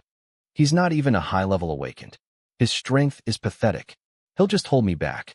I kept my face neutral, but my opinion of this guy was dropping fast. Are you refusing an order? Zhou asked, his eyes flashing like lightning. Wei Bohu flinched, but tried to play it cool. It's not just me. Lin Yuan doesn't want to team up with me either. Right, Lin Yuan? He turned his head and glared at me, his eyes full of threats. I understood him not wanting a weak teammate, but trying to make me take the fall for his insubordination? That crossed a line. If you don't mind, I'll trade teammates with you. A calm voice interrupted. I looked over. It was Lu Minghua. Her light blue hair caught the sunlight, shimmering like a star-filled sky. She was easily the most famous student there. That works for me. Wei Bohu agreed instantly, unable to hide his delight. Lu Minghua's original teammate was a level 8. By switching, Wei Bohu got a stronger partner, and Lu Minghua wouldn't steal his glory. Any other problems? Zhou asked coldly. No? Then let's move. As we walked toward the school gates, Lu Minghua caught up to me. She gave me a playful smile. Level 5 already? That's faster than I expected. I shrugged. I was already at the bottleneck. 2 days of hard training over the weekend did the trick. I looked at her seriously. Thanks for stepping in back there. She blinked her large eyes, looking a bit mischievous. The others don't know your real strength, but I do. I wasn't about to let a good assistant like you go to waste. I offered a small, silent smile. Meanwhile, I noticed Wei Bohu walking ahead, his head down as he typed furiously on his phone. Zhang Wenxi, what the hell happened? Wei Bohu messaged. Lin Yuan ambushed you, took the device, and now he has the 3 bottles of 100 life nutrients I gave you to hold? That's your problem, Zhang Wenxi replied. Don't try to pin the dead on me. Wei Bohu sneered at his screen. His family wasn't as powerful as the Lu family, but he was a direct heir. Zhang Wenxi was just a relative of a branch family. He wasn't afraid of him. You're overthinking it, Zhang Wenxi messaged back. Asterisk, I'm just telling you that Lin Yuan has 3 bottles of high-grade nutrients that don't belong to him. He's an orphan with no background. Do with that what you will. Asterisk. Wei Bohu glanced back at me, a predatory glint in his eyes. An orphan, huh? That changed things. We reached the street and piled into a large police transport. I sat in the back row with Lu Minghua. The technology in this world was far beyond what I remembered from Earth. The police van hit 300 miles per hour effortlessly, and I could tell its limit was closer to 600. Lin Yuan, do you know who the police chief of Qingshan City is? Lu Minghua asked. No idea, I said, watching the dashboard. The movement technique you use is Gale Step, right? I nodded. Gale Step was a common level 1 technique. It wasn't surprising she recognized it. Then you must know who created it, she said with a smile. Gu Tianyu, I answered. Then it clicked. Wait, he's the police chief. Want me to ask him to give you some pointers? Lu Minghua tucked a strand of hair behind her ear. It's a small favor. Your Gale Step is at the mastery level, right? A few words from Uncle Gu might be enough to trigger an epiphany and push you to the micro level. I'll take all the luck I can get, I said, thanking her. I didn't actually need pointers since my system handled my breakthroughs, but I wasn't going to turn down her kindness. Heh. A cold, mocking laugh drifted back from the front row. Wei Bohu turned around, his face full of derision. Some people get lucky with one epiphany, and suddenly they think they're geniuses. Talking about a second epiphany like it's a walk in the park? Don't trip over your own ego. I narrowed my eyes. Wei Bohu was really starting to ask for a beating. Half an hour later, we arrived at the Qingshan City Police Department. As I stepped out of the van, I saw a massive crowd of students from other high schools gathered in an open field. There had to be 300 or 400 of them. This is why I wanted to sell the device, I muttered to myself. With this many people involved, the chances of me being the one to catch the fugitive, Zhao Weiping, were slim. Gather over there, Officer Zhou commanded. A lead officer will be assigned to you shortly. Lu Mingyue raised her hand. Officer Zhou, I need to see Chief Gu. Lin Yuan is coming with me. Zhou didn't object. But as we turned toward the main building, Wei Bohu stepped in my way. He held out his hand, his expression aggressive. Give it back, he demanded. I frowned. Give what back? Stop playing dumb, Wei Bohu hissed. The 100 life nutrients you stole from Zhang Wenxi. Those belong to me. He was just holding them. I looked him dead in the eye. First, the only thing I took from Zhang Wenxi was the device. Second, if he lost your stuff, take it up with him. Lying won't help you, Wei Bohu said, his voice dropping to a low threat. He slammed his fist into his palm with a heavy thud. Hand over the nutrients, or else. Your ending is going to be miserable, Wei Bohu sneered. I looked at him, genuinely surprised by his audacity. Are you threatening me? In a police station? It's good that you're afraid, he said, misinterpreting my shock. What exactly are you going to do? I asked. Stop the nonsense, Wei Bohu said, his lips curling into a cold, sharp smile. I suggest you think carefully before you speak. Next Monday is the school's monthly exam. With my family's background, it only takes one word from me to make sure we end up on the same combat stage. I looked him deep in the eyes for a long moment. Fine. Why wouldn't that be fine? I turned to walk away, tossing a final comment over my shoulder. Life is starting to look more and more promising. Wei Bohu froze, stunned for a second before his face darkened with rage. He realized I was mocking him. He had expected his threats to crush my spirit, but I wasn't even flinching. Lin Yuan, you just wait, he hissed, taking a deep breath to suppress his anger. Now wasn't the time for a scene. I moved back into the crowd of students. A few minutes later, Lu Mingyue emerged from the main building. She was walking with a man in his late 30s or early 40s. He was lean, dressed in a police uniform, and had eyes that seemed to pierce through everything they landed on. Chief Gu is here, someone shouted. The crowd erupted. This was Gu Tianyu, a night-level martial artist. There were only a handful of people with that kind of power in all of Qingshan City. Lu Mingyue jogged over to me, a wry smile on her face. Uncle Gu agreed to the guidance. But it won't be a private one-on-one session. That's more than enough, I said, smiling back. Thanks for the help. Honestly, I hadn't expected much anyway. Students, welcome to the police department, Gu Tianyu announced. His voice wasn't loud, but it carried perfectly to every ear in the field. On behalf of the police force, I want to thank you for your courage. Thank you for helping us hunt down the spy, Zhao Weiping. You're welcome, Chief. It's our duty, students shouted back, clapping enthusiastically. Gu Tianyu pressed his hands down to quiet the crowd. You are the brightest young minds in our city. I don't have much to teach you in such a short time, so I'll demonstrate the Gale steps. As the creator of this technique, I have a bit of insight to share. The students grew frantic with excitement, quickly clearing a large space for him. Gale steps was only a rank 1 technique, but it was famous for its low energy consumption. In a fight where your stamina was drained, a low-level movement technique could be the difference between life and death. Plus, mastering a lower technique often paved the way for learning high-level ones much faster. Gu Tianyu didn't waste time. He moved. Suddenly, a breeze swept through the field. His movements were beyond mastery. My eyes widened. He wasn't actually moving that fast. I could outrun him, but his steps were impossibly smooth. Usually, no matter how fast you run, there's a tiny fraction of a second when your foot hits the ground and pauses. Gu Tianyu didn't have that pause. He flowed like melted chocolate. It was as if he wasn't using the wind. He was the wind. Gale Steps has detected high-level wind intent. Entering epiphany state. Cultivation speed skyrocketing. Progress increased by 40%. 35%. Gale Steps accumulation sufficient. Level up, micro level. The cold system notifications fired off one after another. A massive flood of insights crashed into my mind, making me feel lightheaded. Instinctively, I stepped out into the open space and began to practice the Gale Steps myself, letting my body catch up to the knowledge pouring into my brain. Gu Tianyu caught sight of me out of the corner of his eye. His gaze sharpened. He could feel my technique improving at a terrifying rate. What's up with that guy? One student whispered. Is he having an epiphany? Another asked, stunned. Holy crap, look at him. It really is an epiphany. Which school is he from? Look at the uniform. Qingshan First High. No wonder. Lu Mingyue stared at me, her eyes filled with disbelief.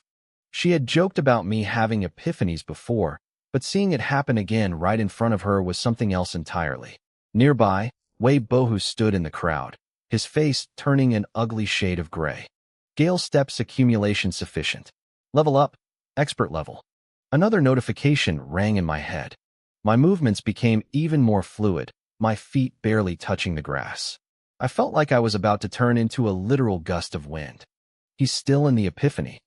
His gale steps feel almost as good as Chief Gu's. I'm so jealous. Why can't I feel anything? Gu Tianyu stopped moving and watched me, a look of genuine praise in his eyes. As a knight, he knew epiphanies couldn't be forced. They required luck, but more importantly, they required incredible innate talent. Lu Mingyue walked up to him and whispered, Uncle Gu, that's Lin Yuan, the one I told you about. His thunderbolt / also reached the micro level through an epiphany. Gu Tianyu was genuinely shocked. Twice? And he's only a teenager? This kid's comprehension was monstrous. Asterisk progress increased by 10%. 9%. Asterisk epiphany ended. Gale steps current level. Expert, 99%. Asterisk. I came to a halt and stood straight. Asterisk to reach perfect level. An epiphany is required to break the boundary. Currently unable to break through. Asterisk. I blinked. My luck was that bad. I was only 1% away. It seemed the jump from expert to perfect wasn't just about practice. It was a bottleneck. I analyzed it quickly. To trigger an epiphany, I needed to expose the technique to something higher, like thunderbolt / sensing lightning, or gale steps sensing Gu Tianyu's wind intent. The problem was, Gu Tianyu's wind had a limit. It could only take me to the peak of expert. To reach perfect, I needed something even more profound. In the world of martial arts, expert was usually the highest a normal person could go. Perfect was a realm typically reserved for the creators of the techniques themselves. A true young hero, Gu Tianyu said, clapping as he walked toward me. Chief Gu, thank you, I said, bowing slightly. He laughed. Don't thank me. An epiphany is your own talent at work. I can't take credit for that. If you hadn't demonstrated the technique, I wouldn't have had the breakthrough, I replied sincerely. Gu Tianyu nodded. Then his expression turned serious. If I'm not mistaken, your gale steps have already reached the limit of the expert level. Yes, I admitted. The crowd gasped. Expert. That was a title given to the top tier of practitioners in any field. Many people spent decades training and never reached that level, even with a basic technique. Gu Tianyu thought for a moment. Lin Yuan, if your gale steps ever reach the perfect level, come find me. I will personally teach you a new technique. I felt a surge of excitement. Thank you, Chief. A technique gifted by a knight would be at least A rank. The surrounding students looked at me with pure envy, their whispers filling the air. Gu Tianyu chatted with the students for a while longer before heading back to the main building. I didn't stay still. I started walking toward Wei Bohu with purpose. He had been looking for trouble since the moment I arrived, and I wasn't the type to just take it. He was at the 9th stage of awakening, sure, but he wasn't strong enough to crush me. Wei Bohu's face darkened instantly. Gale steps is just a basic level 1 martial art, he spat, his voice cold. Being at the expert level isn't that impressive. A B-rank movement technique at the proficient level could easily match it. You're right, I said, nodding in agreement. I looked him dead in the eye and smiled.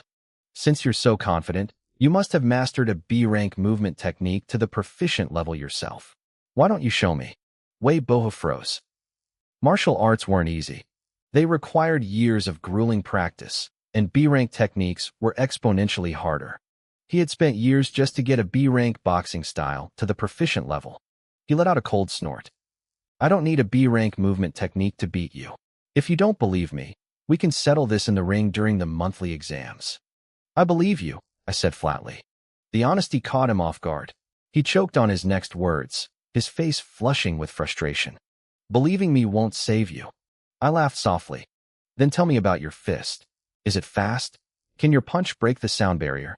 Wei Bohu looked at me with pure disdain. Only a knight-level warrior can create a sonic boom. You're talking nonsense. So, you can't do it, I said, patting my chest with a look of mock relief. That's good. I was worried for a second. Wei Boha's brow furrowed. What do you mean? Well, if your punch isn't faster than the speed of sound, then it's definitely not faster than my voice, I explained, looking genuinely puzzled. So how are you going to hit me? Don't you understand? Your physics grades must be terrible. The exams are coming up, you know. You should focus on that. I leaned in closer. I'm saying that if something doesn't exceed the speed of sound, it can't outrun a voice. Do you get it now? Lu Mingyue couldn't help herself. She burst out laughing at my serious tone. The students nearby followed suit, their laughter echoing across the field. Wei Boha's face turned a mottled shade of red and purple. He gave me one last hateful glare before shoving his way through the crowd and storming off. That was mean, Lu Mingyue said, still smiling. You basically treated him like he was an idiot. I shrugged. He asked for it. I just gave him a lesson. Anyway, I haven't congratulated you on your epiphany yet, she added. I sighed. It's a mixed blessing. What's wrong? I'm just one step away from the perfect level, I said, feeling the frustration itch at the back of my mind. Being stuck in the middle is annoying. Honestly, I'd almost rather not have had the epiphany at all. Lu Mingyue went silent. I looked at her. Why aren't you talking? I realized I shouldn't have laughed at Wei Bohu, she muttered. We chatted for a bit until the police escort arrived. They moved with heavy, serious strides, instantly killing the relaxed atmosphere. The leaders started calling out names, assigning students to their respective officers. I scanned the group and raised an eyebrow. I saw a familiar face. Zhou Wei. He was a formal martial artist. I glanced at Lu Mingyue's profile. It wasn't a coincidence that we were assigned to him. It was definitely because of her status. In the Qingshan police force, most officers were only at the 8th or 9th stage of awakening. Get in the car, Zhou Wei commanded. We'll talk on the way. We drove about 10 kilometers to a massive shopping plaza. It was a bustling hub of activity, packed with shops and thousands of people weaving through the corridors. I remembered coming here a few times in the past. Zhou Wei pointed toward the complex. This is our search area. Zhao Weiping is likely here. Lu Mingyue looked confused. Why here? Checkpoints are at every exit of the city, Zhou Wei explained. If he wants to survive, he has to flee into the wilderness. To do that, he needs supplies. This is the best place to get them. Our job is to find him when he shows up. Just the three of us? I asked, looking at the sprawling plaza. This place saw over 100,000 people a day. That's not an issue, Zhou Wei said. Every surveillance camera here is linked to the police department's Skynet system. If Zhao Weiping shows his face, he'll be identified instantly. But he's not stupid. He'll use a disguise. He handed us 2 earpieces. Put these on. The Skynet AI will alert us whenever it spots a customer it can't identify. We just need to go over and verify who they are. People wearing masks or heavy makeup are a minority. The 3 of us can handle it. We put the earpieces in. Once Zhou Wei saw we were ready, he nodded. Go get familiar with the layout. Move out. Several days passed. A persistent spring rain hung over Qingshan City, turning the sky a depressing gray. The crowds at the plaza thinned out, and the atmosphere felt heavy. I leaned against a tree on one of the plaza's internal streets, watching the fine drizzle. I was bored out of my mind. We hadn't found Zhao Weiping. Every person I checked was either sick and wearing a mask, or had gone way too heavy on the plastic surgery. I didn't feel like a police assistant. I felt like a glorified security guard. The only progress I'd made was collecting a few phone numbers from pretty office workers who walked by. If you're tired, go take a nap in the car, Zhou Wei said, walking over with a black umbrella. I'm fine, I replied. My eyes were sharp. I had broken through to the 6th stage of awakening that morning. My body was strong enough to go days without sleep. A formal martial artist like Zhou Wei could probably go weeks if he had to. Suddenly, a voice crackled in my ear. It wasn't the flat, robotic tone of the AI. It was a frantic dispatcher from the station. All units, attention. Zhao Weiping has crashed through the checkpoint at the Shiko interchange on the 2nd Ring Highway. He is heading toward the Wanli Mountains. Vehicle is a white Puma F230. All nearby units intercept immediately. I pulled out the earpiece and looked at Zhou Wei with a wry smile. Looks like my job is over.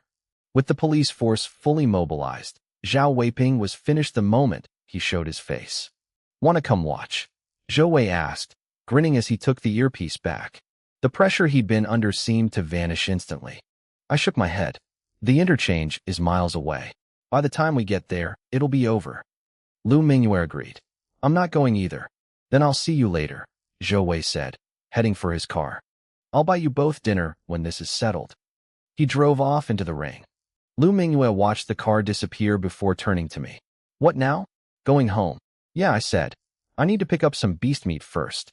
It wasn't as effective as the high-grade nutrition fluids, but it was cheaper.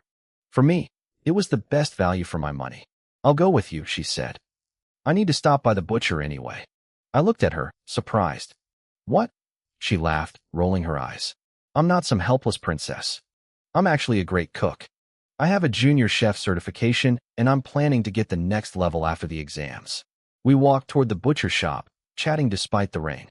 Because of the weather, the shop was nearly empty. There was only one other customer, a man wearing a thick mask, likely to block the smell of the raw meat. He was busy picking out several large cuts of beast meat at the counter. Lu Mingyue saw the mask, and her training kicked in. She stepped forward. "Sir, I'm with the police assistance team. Please remove your mask and show your ID." I couldn't believe it. Lu Mingyue was already developing a professional habit before she even graduated. I was about to say something to stop her, but the customer at the meat counter turned around. He pulled down his mask, and my heart skipped a beat. I knew that face. I'd seen it on the news a dozen times. It was the Tianwu spy, Zhao Weiping. My hand moved like a flash of lightning, gripping the hilt of my silver blood blade. The butcher recognized him too, his eyes widening in terror. He didn't get to finish his sentence. Zhao Weiping swung his palm with crushing force. There was a sickening thud, and the butcher's head was driven straight into his own chest. He was dead before he hit the floor. The two security guards in the shop reacted instantly, reaching for their sidearms. Puff, puff, two dull sounds echoed. The guards, both high-level awakened, collapsed. A heavy meat cleaver was buried deep in each of their hearts. Blood began to pool across the floor, turning the tiles a dark, visceral red. My scalp went numb. I hadn't even seen him move. If those blades had been aimed at me, I'd be a corpse right now. The police reports were wrong. His injuries weren't that severe, and he certainly wasn't fleeing the city in a car. This man was a monster. Miles away, on the highway, the storm was raging. A white SUV tore through the rain at 500 kilometers per hour, pursued by a fleet of police cruisers. Police Chief Gu Tianyu watched the SUV from his car, a flicker of doubt crossing his mind. Why would a spy as clever as Zhao Weiping choose such a clumsy, direct escape route? He pushed the thought aside. He'd get his answers once the man was in cuffs. Gu Tianyu kicked his car door open while moving at top speed and vanished. A second later, he appeared standing on the roof of the fleeing SUV. The wind screamed past him, but he didn't flinch. He raised his hand like a blade and chopped downward. A massive green energy blade manifested, slicing the SUV clean in half. The wreck tumbled across the asphalt, sending sparks flying through the rain. Gu Tianyu reached into the debris and dragged the driver out. The face was Zhao Weiping's, but the eyes were hollow, like a puppet's. "Zhao Weiping, you're under arrest," Gu began, but he stopped. He felt the weight in his hand change. With a light squeeze, the body disintegrated into red sparks of light, leaving nothing behind but a pile of empty clothes. A clone ability. Gu Tianyu's face paled. "Damn it, it's a diversion." Back at the butcher shop, Zhao Weiping sighed, looking at us with a touch of frustration. "And here I thought all the cops had left the city." He studied our uniforms. "High schoolers. One level 6, one level 9. You're pretty talented for your age, girl." Lu Mingyue looked at me, her eyes wide with shock. "Level 6? Lin Yuan, weren't you just level 5 a few days ago?" I didn't answer. This wasn't the time for a chat. "Why couldn't you just stay quiet?" Zhao Weiping's voice turned ice cold. "Now I have to waste time killing you." He lunged. His palm strike was violent, aimed directly at Lu Mingyue's forehead. He wanted the level 9 threat gone first. Lu Mingyue threw herself backward, the wind of the strike grazing her hair. But as she dodged, her chest was left wide open. Zhao Weiping didn't hesitate. He channeled his origin power into a follow-up strike. Even a level 9 awakened would have their ribs shattered and heart crushed by a hit like that. But just as his hand was about to connect, a blinding burst of purple electricity erupted from Lu Mingyue's chest. Boom. A bolt of 100,000 volts shot out, catching Zhao Weiping off guard. It was a Thunderbolt Protector, a $5 million piece of tech from the Federal Academy of Sciences. It was designed to stop even formal martial artists in their tracks. Zhao Weiping was a hardened spy. Realizing he couldn't dodge, he gritted his teeth and forced his palm forward through the surge. The resulting shockwave was like a physical wall. Tables and chairs were pulverized, sent flying into the walls as splinters. I was caught in the blast, thrown through the plate glass window, and onto the sidewalk outside. Thanks to my Vajra body technique, my skin held firm, though my uniform was shredded by glass. Lu Mingyue wasn't so lucky. She took the brunt of the impact and was launched like a cannonball, skidding dozens of meters into the middle of the street. She coughed up blood, her chest visibly sunken. Inside the shop, Zhao Weiping wasn't doing well either. He stepped out into the rain, his body trembling as blue sparks danced across his skin. Thunder rumbled overhead, and the downpour intensified. "Little girl," he growled, his face contorted with rage. "How do you want to die?" His plan was ruined. He had wanted to kill the butcher, grab supplies, and slip into the wilderness. Now, the noise had drawn too much attention. Worse, the electricity had aggravated his old wounds. He was no longer at the level of a formal martial artist, but he was still stronger than any awakened student. You're a rank 3 martial artist," Lu Mingyue wheezed, struggling to crawl away. Despair filled her eyes. Even 100,000 volts hadn't killed him. "Correct," Zhao Weiping sneered. "Your reward is death." He raised his fist and dove toward her, aiming to crush her skull like a ripe melon. He wanted to see her head explode. He needed to vent his fury. Clang. Lu Mingyue squeezed her eyes shut, waiting for the end. She felt a massive vibration, but no pain. She opened her eyes and gasped. Half a meter above her, a long, slender warblade was held horizontally. The blade was covered in cracks, looking like it might shatter at any moment, but it held firm against Zhao Weiping's fist. I had stepped in. My heart was hammering against my ribs. I didn't know why I did it. Maybe I knew I couldn't outrun him. Maybe I just couldn't watch her die. Or maybe, part of me really wanted to see if I could take his head. A hero saving the beauty? Zhao Weiping taunted, his eyebrows lifting in surprise. He was weakened, yes, but a level 6 student shouldn't have been able to stop his strike. I forced a grin, trying to hide the tremor in my hands. Not exactly. This girl is from a famous rich family at school. If I save her, I can demand a massive reward. Tell you what, Zhao, you give me 200,000, and I'll walk away right now. Cash or transfer, I'm flexible. I was just talking to buy time. We were in the middle of the street. People were watching. Surely, the police were already on their way. Your clever little plan won't work, Zhao Weiping sneered, his voice cold. The police were all lured away by my double. They won't be coming anytime soon. He wasn't stupid. He knew I was stalling. He didn't waste another second. He shifted his weight, preparing to launch. I didn't wait for him to move. I felt the thunderous rhythm of the thunderbolt erupting within my veins. I struck first. My silver blood warblade sliced through the falling rain, leaving a trail of glowing light in its wake. It was a lightning-fast strike aimed straight for his throat. Micro-level blade technique? And at such a high level. Zhao Weiping's eyes widened with genuine surprise. It seems your talent is even better than the girl's. A red light flashed in his eyes. His origin power exploded outward, propelling his body half a meter to the side. He avoided my blade with terrifying ease. Die, he roared. Before I could pull my sword back, he lunged.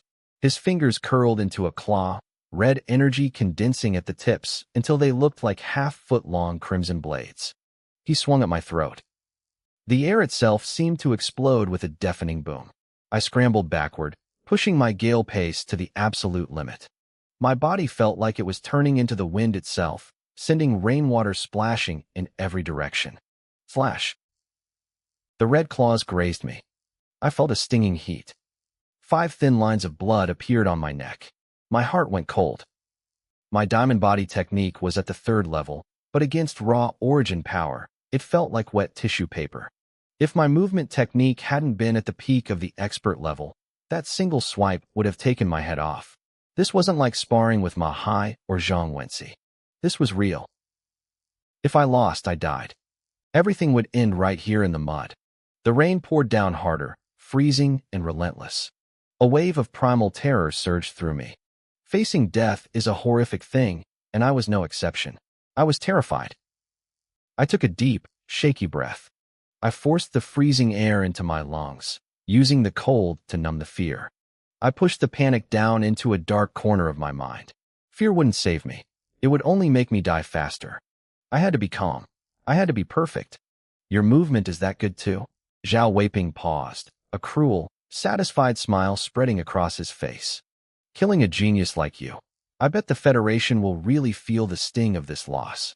You're not killing anyone, I said, my voice flat. I held my blade vertically in front of my chest, my eyes locking onto his. Zhao Weiping, you Federation scum, surrender now. Hold on, kid. We're coming to help. A few brave passers-by shouted from the sidewalk, running toward us to help. Zhao Weiping didn't even turn his head fully.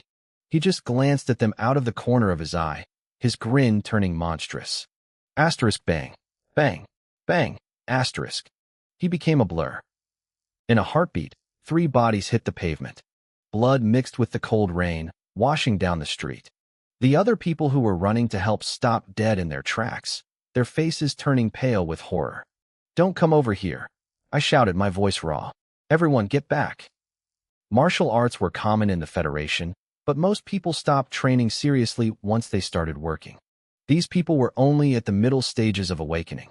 Against a monster like this, they weren't help, they were just targets. Their presence would only get in my way. Be careful, young man, a middle-aged man yelled, ushering the others away as they retreated in a panic. Zhao Weiping didn't chase them. He didn't care about them. He turned back to me and charged. To him, 1,000 ordinary lives weren't worth as much as one dead genius. I met him head-on. Our blades and claws clashed in the middle of the storm, a dance of cold steel and red energy. While we fought for our lives, a van pulled up at the west end of the shopping plaza. It had the logo for Qingshan City Television on the side. It's so unfair. A young woman named Wang Ershui complained from the passenger seat. She was a rookie reporter, barely 20, with big eyes full of frustration. Sisterly gets to cover the police hunt for Zhao Weiping, and I'm stuck reporting on plaza snacks in the rain. The cameraman, an older man acting as the driver, chuckled. You just started, Ershui. Give it a few years. I've been here 6 months. When am I going to get a real scoop? She grumbled as she stepped out of the van. She froze, as dozens of people were screaming, sprinting out of the plaza in a blind panic. She grabbed a passerby. What's happening? It's Zhao Weiping. He's in the plaza. He's killing people, the man gasped. A student is fighting him right now. Wang Ershui stood stunned. The station had said Zhao Weiping was miles away on the highway. Then, the adrenaline hit. She didn't care why he was here. This was the story of a lifetime. She didn't even grab an umbrella. She grabbed the cameraman and sprinted toward the center of the plaza. After a few hundred meters, 2 figures emerged through the curtain of rain, locked in a deadly struggle. Start the feed, she shouted, pulling out her microphone. Now, this is Qingshan Television. I'm reporter Wang Ershui, she shouted into the camera, her voice competing with the thunder. It is March 24th, 1:30 p.m. We are witnessing a brutal attack by the spy Zhao Weiping. Several citizens have already been murdered. Right now, a brave young student is risking his life to hold him back. We don't know his name yet, but he is wearing a Qingshan First High uniform. Behind her, the battle was savage. My blade sparked against his origin power over and over. Rainwater sprayed everywhere as we tore up the pavement. Back at the TV station, the middle-aged director was lounging in his office when the feed popped up on his monitor. What is Wang Ershui doing? I told her to cover food. Then he heard her words. He jumped so fast he fell out of his chair. Don't help me up. Go tell the station head. Now, he scrambled to his feet, ignoring the pain in his backside. Wait, there's no time. I'm making the call. Put this on every single channel we have. Move. In less than a minute, all 17 channels of Qingshan TV switched to the same image. Breaking news, a voice announced. Across the city, millions of people looked up at their screens. In homes, offices, and restaurants, the world stopped. Mom, stop scrolling. Look at the TV. Lee, turn on the news. It's on every channel. A kid is fighting a spy alone. The viewership numbers skyrocketed. The live stream was ripped and shared across the internet, spreading like wildfire. At Qingshan First High, students crowded around phones in the hallways. Wait, isn't that Lin Yuan? I know him. He's the senior with the micro-level Thunderbolt slash. He's going to die out there. Someone help him. The school principal slammed his fist on his desk. I'm the principal. Get every teacher with high-speed movement techniques to that plaza immediately. On a stretch of the city highway, Director Gu of the police force was staring at his phone. A subordinate had just handed it to him. He saw the girl bleeding on the ground, and his face went white. Lu Mingyue and Lin Yuan. They won't last much longer, Gu Tianyu hissed. Contact the commander of the 27th Army Group. Tell them we need a sky mecha. Now, in another part of the city, a massive roar echoed from the top of a luxury skyscraper. Where? A thick reinforced wall exploded outward. A tall, powerful figure burst through the debris, leaping into the air. He moved so fast that white vapor cones began to form around his body. He was seconds away from breaking the sound barrier. The rain lashed down in sheets, blurring my vision as I gritted my teeth. I pushed my Thunderbolt slash to its absolute limit, my muscles screaming under the strain. I could see the female reporter out of the corner of my eye, her mouth moving, but I couldn't hear a word she said. The pressure Zhao Weiping put on me was suffocating. I couldn't afford a single distraction. Every ounce of my focus was poured into the fight, yet I was still losing ground. His physical stats were on a different level. He wasn't just stronger, he was crushing me. Worse, he had force, that terrifying energy that made his every move lethal. Even my third-level Vajra body couldn't hold up forever. I tried to dodge, but I wasn't fast enough. Zhao Weiping's hand, hooked like a claw and glowing with condensed force, ripped across my chest. A deep, jagged gash opened up. Blood sprayed out, only to be instantly washed away by the freezing rain. The wound was 6 inches long, the muscle underneath turning a sickly pale white from the water. It looked horrific, and it wasn't the only one. My body was covered in dozens of similar cuts. Back in the city, people watching the live stream were losing their minds. They were screaming at their screens, demanding to know where the police were. To them, I was just a handsome kid being butchered by a monster. I could see the cameraman nearby, Wang Ershui, trying to rush forward to help. His partner grabbed him, shouting that he'd be killed in one hit. I'm Wang Ershui from Qingshan TV. The reporter sobbed into his mic, his voice shaking. As you can see, the situation is dire. The boy is fading. But I have to believe he can win. Belief didn't help when a heavy boot slammed into my ribs. The impact felt like being hit by a speeding truck. I flew 30 feet through the air and crashed into the pavement with a sickening thud, sending a massive spray of water into the air. I tried to crawl up, but my blood was already mixing with the puddles, staining the ground dark red. I looked up through the rain. Zhao Weiping was already on me, bringing a literal storm of wind and water with him. Die, he roared. He gathered his force into a single, massive punch aimed straight for my head. I had wasted too much of his time. He knew if he didn't kill me now, he wouldn't be able to escape the city. The blow whistled through the air, but it hit nothing but rain. The ground where I'd been standing exploded from the pressure of the shockwave. My third-level Vajra body had saved me again. The fall hadn't paralyzed me like it did Lu Mingyue. I managed to roll away, but there was no joy in it.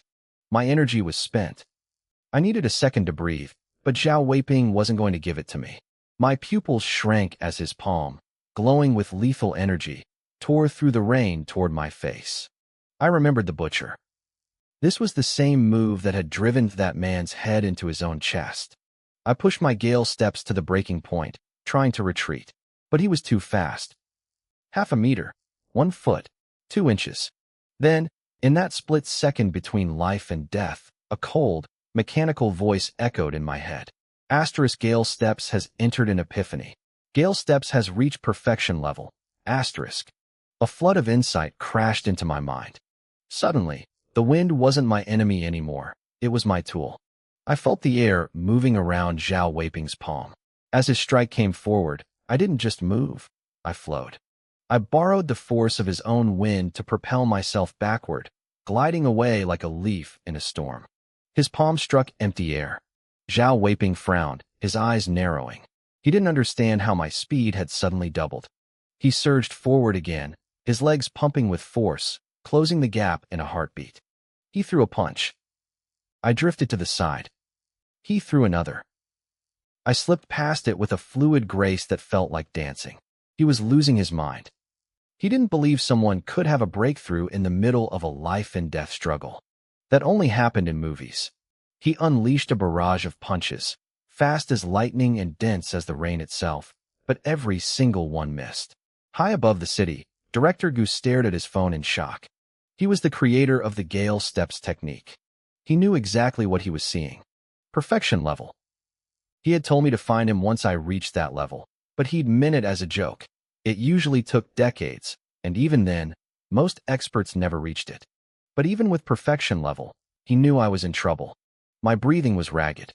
I was inhaling rainwater and spitting out white mist with every gasp. How long until the Sky Mecha arrives? Gu demanded. 15 minutes, sir. Gu closed his eyes. I didn't have 15 minutes. I could feel my body failing. Perfection-level Gale Steps was amazing for dodging, but it burned through my stamina like a furnace. Even with my high-endurance cultivation, I only had 5 minutes left in me. I looked at Zhao Weiping. 5 minutes wasn't enough for the police to get here, and I couldn't run. He was still faster than me in a straight line. If I wanted to live, I had to stop running. I had to kill him before I collapsed. I thought about the epiphany I just had. I had reached perfection in my movement because I was forced to survive. What if I did the same with my blade? I gripped the hilt of my silver blood saber. I wasn't going to delay anymore. I was going to attack. I would use my thunderbolt slash until I forced another breakthrough, or died trying. You're slippery, Zhao Weiping sneered, though his eyes were full of malice. He knew his time was running out too. He glanced over at the unconscious Lu Mingyue and then back at me. How about this? I'll let you live. Just step aside and let me kill that girl. He was lying, of course. He just wanted to break my spirit so he could finish me off easily. I looked at him, my grip tightening on my sword. That's a nice suggestion, I said, my voice cold. But I think I'd rather just take your head. Zhao Weiping's eyes were full of a fake, nauseating sincerity. I'm not lying to you, he said, his voice urgent. The police are almost here. I just want to leave. Step aside, and we both get what we want. It was a tempting offer. Not far away, a camera was broadcasting our every word to millions of people. I could almost feel the collective breath of the audience catching as they stared at their screens, waiting for my answer. In the live chat, pessimism was spreading like a virus. People were already mourning Lu Mingyue. They didn't blame me, though. Between life and death, there is a great terror that even the elderly can't face calmly, let alone a teenager. If I chose to run, they'd say I'd done enough. He's going to run, one comment flickered by. He only fought this hard to survive in the first place. Fear is human, but they didn't know me. That's a nice suggestion, I repeated, my voice dropping to a cold, jagged whisper. But I think I'd rather just take your head. I didn't wait for his reaction. I lunged. My body moved like a sword unsheathed, my silver blood saber cutting through the curtain of rain. Thunderbolt slash. A streak of fluorescent light tore through the gloom, illuminating the dark clouds above. The audience went wild. Those who had called me a coward moments ago were silenced. I didn't care about their praise. I cared about the blood in my veins and the weight of the steel in my hand. But reality was harsher than a live stream. I was at a disadvantage. My stamina was bottoming out, and I couldn't afford a long, drawn-out tactical fight. I had to gamble. I had to be reckless. Within seconds, new gashes opened up on my arms and chest. I didn't even flinch. My eyes stayed locked on him, cold and detached. I swung the saber again and again, turning the blade into a continuous loop of lightning. Zhao Weiping roared, throwing a punch packed with raw essence. The force was terrifying, whistling through the air and blasting the rainwater into a fine mist. My hair whipped wildly in the shockwave, but I didn't dodge. A low rumble of thunder erupted from my own body. I swung the silver blood saber in a horizontal arc, aiming straight for his throat. Die! I hissed. Zhao Weiping's lips curled into a smug grin. He saw what I was doing, trying to force a double-kill scenario to make him back off. But he was faster. His punch would land first, shattering my ribs and ruining my trajectory before my blade could touch him. Or so he thought. His smile froze. Mid-swing, the silver blood saber accelerated. It still wasn't faster than his fist, but it was fast enough that even if he hit me, the tip of my blade would rip his throat open before I flew back. Damn you, he growled, pulling his punch at the last millisecond to intercept the blade. Clang! The collision sent sparks flying through the rain. The vibration numbed my arms, and the saber was knocked back violently. I didn't mind. I was smiling. Because in my head, the mechanical voice I'd been waiting for finally spoke. Asterisk in a life-and-death crisis, Thunderbolt Slash has reached an epiphany. Progress increased by 20%, 40%, 60%, asterisk. I charged again. 1 strike, 2 strikes. Each one was faster than the last, timed to the rhythm of the crashing thunder above. I was becoming the storm. Zhao Weiping's face turned ashen. He was struggling to keep up. He couldn't understand how someone could have a second breakthrough in the middle of a single fight. To him, I wasn't a student anymore. I was a monster. Thunderbolt Slash has reached expert level. A flood of new understanding surged into my mind. The way I held the grip, the way I channeled my strength, it all shifted. Boom. A sound like a heavy drum exploded from my chest. I swung the saber diagonally. It was a blur of light nearly 10 feet long. Zhao Weiping's eyes widened. He tried to leap back, but he was too slow. Punch! The blade bit deep. A spray of crimson mixed with the rain, splashing onto the pavement. Zhao Weiping stumbled back 10 paces, his hand clutching his chest. A massive wound ran from his left shoulder down to his right hip, so deep I could see the white of his ribs. For the first time since the fight started, I had drawn blood. Zhao Weiping looked down at the wound, his breath coming in ragged gasps. He was terrified. If he had been a fraction of a second slower, I would have cleaved him in half. He looked at me with pure confusion. A breakthrough is supposed to be a moment of clarity, a slight edge. Why was I getting exponentially stronger every second? He wasn't the only one confused. Even the experts watching the feed, like Gu Tianyu, were shaken. This was my third epiphany in one afternoon. It was beyond talent. It was demonic. The rain began to thin out. On the street, I stood my ground, my saber humming. Every time Zhao Weiping tried to counter, I hit him 10 times harder. Blood flowers bloomed across his body. He was done. He knew it. Kid, Zhao Weiping spat, his voice trembling with malice. I'll be staying in Qingshan City for a while. Once I heal up, I'm going to find you and take my time killing you. He turned to Bolt. I let out a short, sharp laugh. You think you're leaving? You can't stop me, he sneered over his shoulder. He was faster than me in a sprint. He thought he could just walk away. Try me. I stepped forward and swung. The fluorescent arc of my blade stretched out, its speed suddenly doubling. Zhao Weiping didn't even have time to raise his arms. Slash. Another deep gash appeared on his back, exposing bone. How? He wheezed, clutching his side. Your movement isn't fast enough to catch me. I didn't answer. I just kept moving. The system notifications were still ringing in my head. Asterisk progress increased by 10%. 10%. Asterisk. I had reached expert level, but the epiphany hadn't stopped. I had been hiding my true speed, waiting for the moment he tried to run.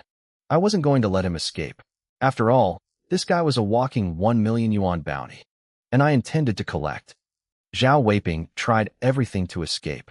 He lunged left, darted right, and scrambled to find an opening, but the fluorescent arcs of my blade followed him like a shadow. I didn't give him an inch.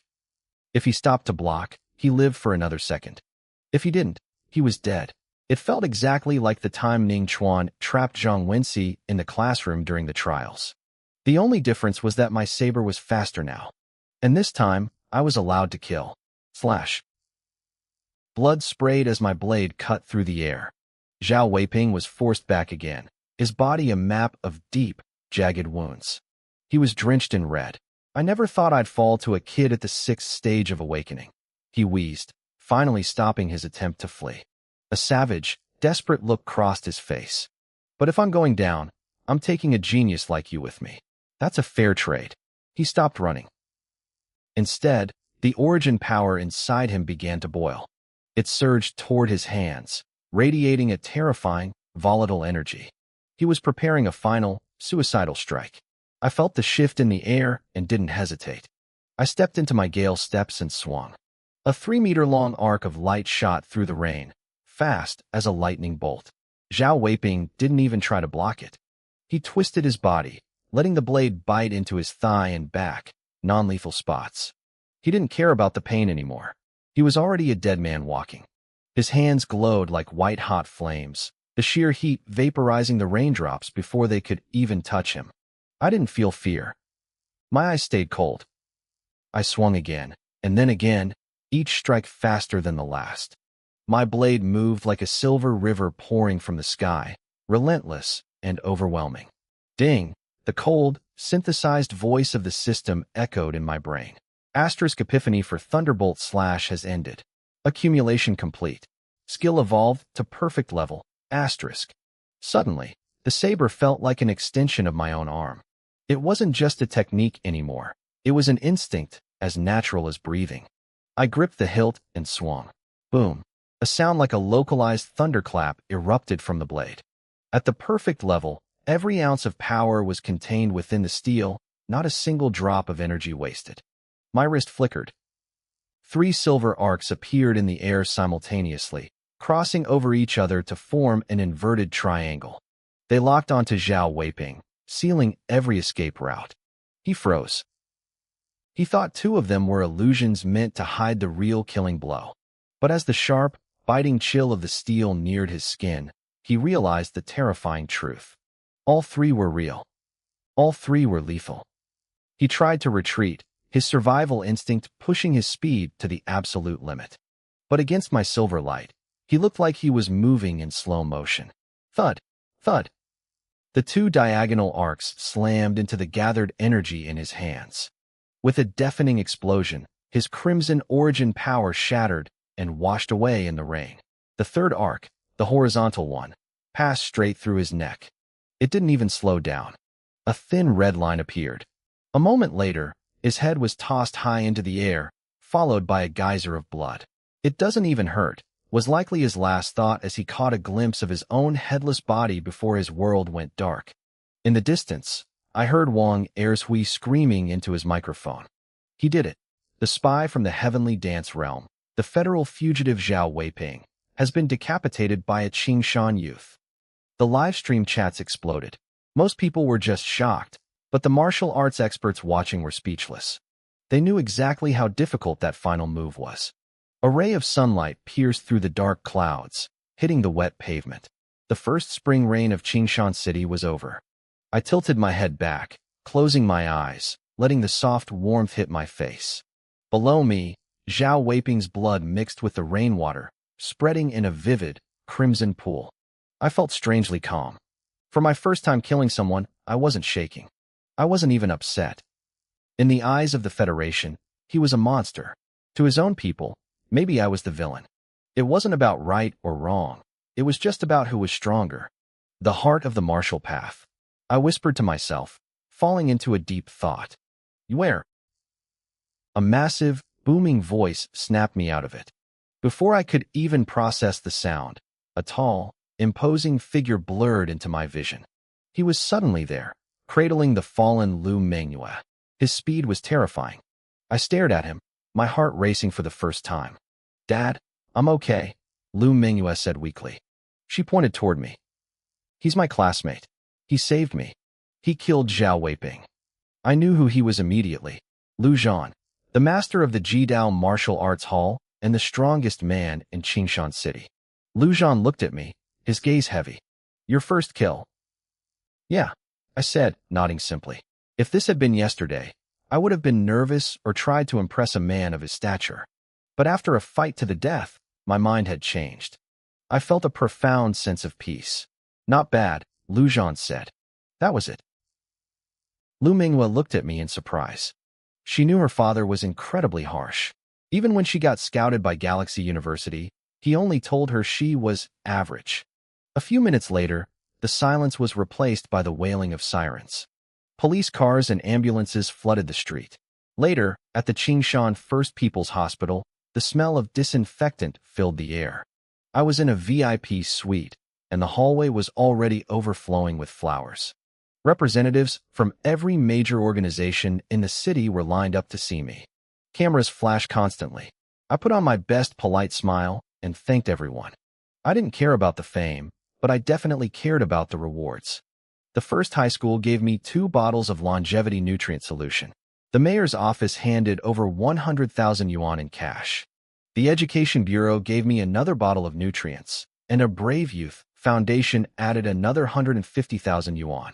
After an hour of photos and handshakes, the room finally cleared out, leaving only my friend Guorinyu to help look after me. Man, earning money is exhausting. I sighed, rubbing my face. My smile was literally stuck. But if this is the payout, I wouldn't mind doing it again. I tried to shift in bed, but a sharp, stinging pain shot through my side. I hissed, clenching my teeth. Now that the adrenaline was gone, the reality of my injuries was setting in. My diamond body technique was good, but it hadn't been enough to fully block Zhao Weiping's desperate origin power. Guorinyu looked at me with guilt in his eyes. I'm so sorry, Lin Yuan. I should have gotten back sooner. The police districts are all managed separately, and I couldn't get the word through fast enough. I waved him off with a grin. Don't worry about it. I gained a lot from this. And I meant it. My Gale Steps and Thunderbolt Slash were both at the perfect level now. If I had practiced normally, that would have taken years. Plus, my mental state had hardened. I felt like a real warrior. Guorinyu thought I was talking about the money. Well, that 1 million yuan bounty shouldn't be a problem, he said. You definitely earned it. But there was still the matter of the Shanghai Genius Training Camp slot. Zhou Wei's face turned a shade of blue as he looked at me. My brows twitched. I could tell he was holding something back. If you have something to say, just say it, I said with a light laugh. My mental state is strong. I can handle it. I had beheaded Zhao Weiping in front of millions of citizens in Qingshan City. The police department wouldn't dare cheat me out of my reward openly. Zhou Wei leaned in and whispered. Some of the officers reviewed the surveillance footage from the meat shop. They're claiming that the only reason you killed Zhao Weiping was because Lu Minghua had already critically injured him. They think she played the key role. He paused, looking indignant. Because of that, they're saying you should take the 1 million yuan bounty, but the Shanghai Genius Training Camp slot should go to Lu Minghua instead. I listened quietly. Zhou Wei let out a frustrated sigh. Anyone with eyes knows your contribution was greater. But you might not know that the Lu family has massive influence in Qingshan. They can sway the police department. I frowned. The Lu family is stepping in? If they're really doing this, it feels a bit like biting the hand that fed them. Not exactly, Zhou Wei clarified. From what I've heard, it's just the police officers trying to suck up to the Lu family. They're doing it on their own initiative. If that's the case, let Lu Minghua have the slot. I don't mind, I said, shrugging. I wasn't lying. I didn't value the Shanghai camp as much as others did. For most people, the 2 hardest parts of martial arts were raising their cultivation level and mastering techniques. Neither of those was an issue for me. What I needed most were raw resources and new manuals. Based on Lu Minghua's personality, if she took the slot, she'd definitely compensate me with something of equal value anyway. So, in your eyes, I'm just someone who likes taking advantage of people? A cold, slightly annoyed voice drifted in from the doorway.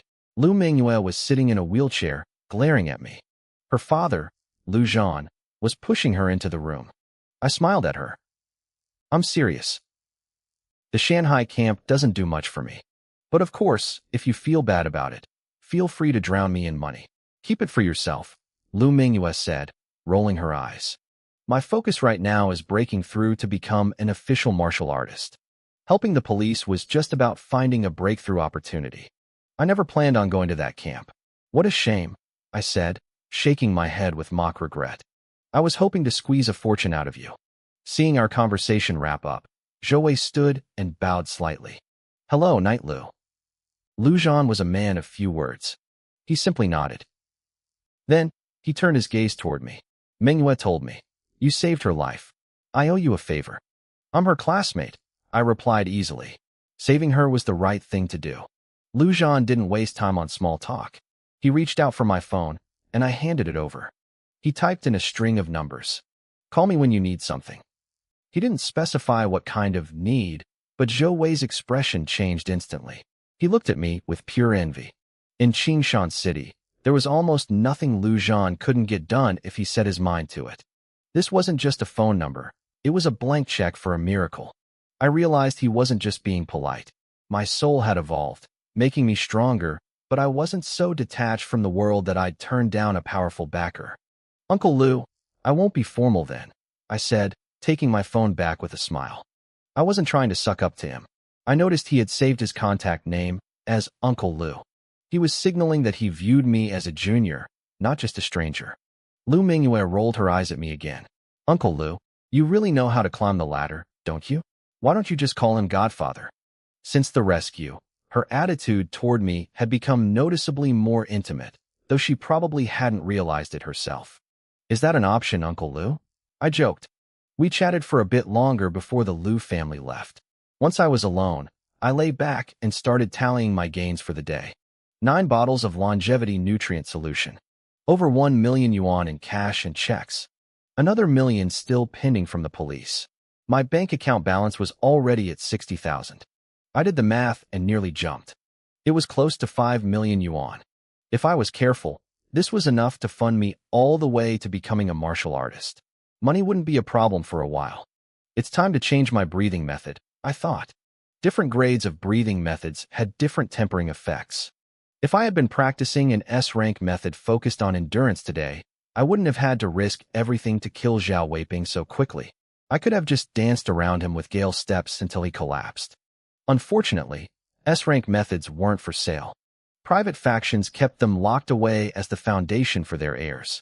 The federal government had a few, but they required massive amounts of merit points. Killing Zhao Weiping gave me some, but it was a drop in the bucket compared to what an S-rank technique cost. A-rank methods were on the market, but they cost anywhere from several million to tens of millions for a single inheritance. I could afford the cheap ones, but blowing all my cash on one didn't seem smart. A B-rank method was the most practical choice for me right now. It would still be a massive upgrade over my current D-rank, vigorous bull technique. I pulled out my phone to browse B-rank options.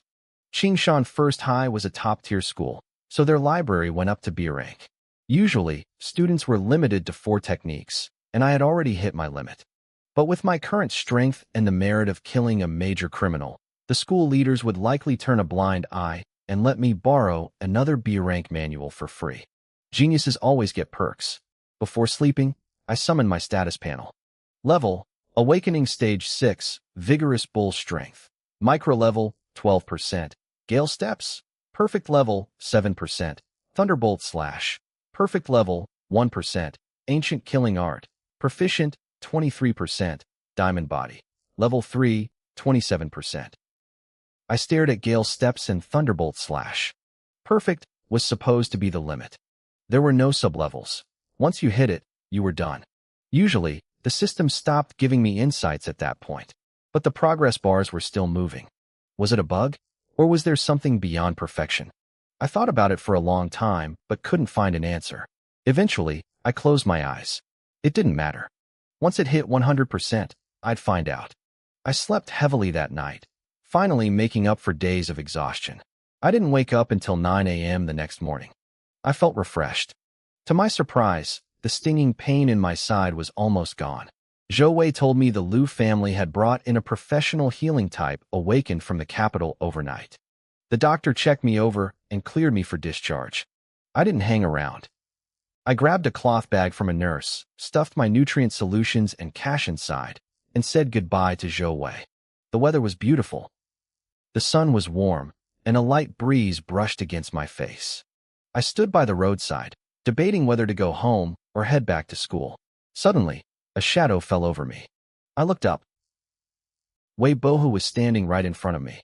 Still planning on the monthly exam arena? I asked, my voice calm. Whatever you arrange, I added with a grin. My injuries would be fully healed long before the exam. With both Gale Steps and Thunderbolt Slash at the perfect level, facing a level 9 Awakened wasn't even a challenge. Even if that opponent had mastered a B-rank technique to the proficient level, they wouldn't stand a chance. Wei Bohu wanted to manipulate the monthly exams. Fine. I was going to show him exactly what a real surprise looked like. Or more accurately, the joy would only last until he stepped onto the stage. After that, there would only be terror. You really think killing a half-dead spy makes you a professional warrior? Wei Bohu curled his lip, his tone dripping with sarcasm. He hadn't seen the live broadcast. He'd only read a few news reports that praised my blade skills to the heavens. He didn't believe a word of it. To him, journalists were just professional liars who loved to exaggerate. Whatever. I'm not here to argue with you, Wei Bohu said, shaking his head. I'm here for business. What kind of business? I asked casually. This isn't the place to talk. Wei Bohu pointed toward a black luxury car parked nearby. Let's talk in my car. I thought about it for a second and nodded. I was the center of attention right now. The government was watching, and the media was everywhere. Unless Wei Bohu was a complete idiot, he wouldn't try to ambush me in broad daylight. Still, I wasn't naive. As I followed him, I pulled out my phone, tapped the screen a few times to set a safety measure, and shoved it back into my pocket. The interior of the car was incredibly spacious. Unlike a normal car, the two rows of leather seats faced each other. Between them sat a folding table made of a rich, dark wood that looked expensive. A middle-aged man sat there. He wore high-end clothes and looked a lot like Wei Bohu, though his eyes were narrower and held a cold, calculating glint. The young hero who beheaded the spy in one strike, the man said, offering a warm, practiced smile. You certainly look the part. This is my father, Wei Bohu announced proudly. Wei Qiansa, the chairman of the Wei Corporation. I didn't blink. I sat down heavily, taking up as much space as I wanted. Don't waste my time. What do you want? Just say it. I had no interest in playing social games with people like them. Wei Bohu's brow furrowed, but he forced himself to stay patient. I want to buy your spot in the Shanghai talent training camp, he said.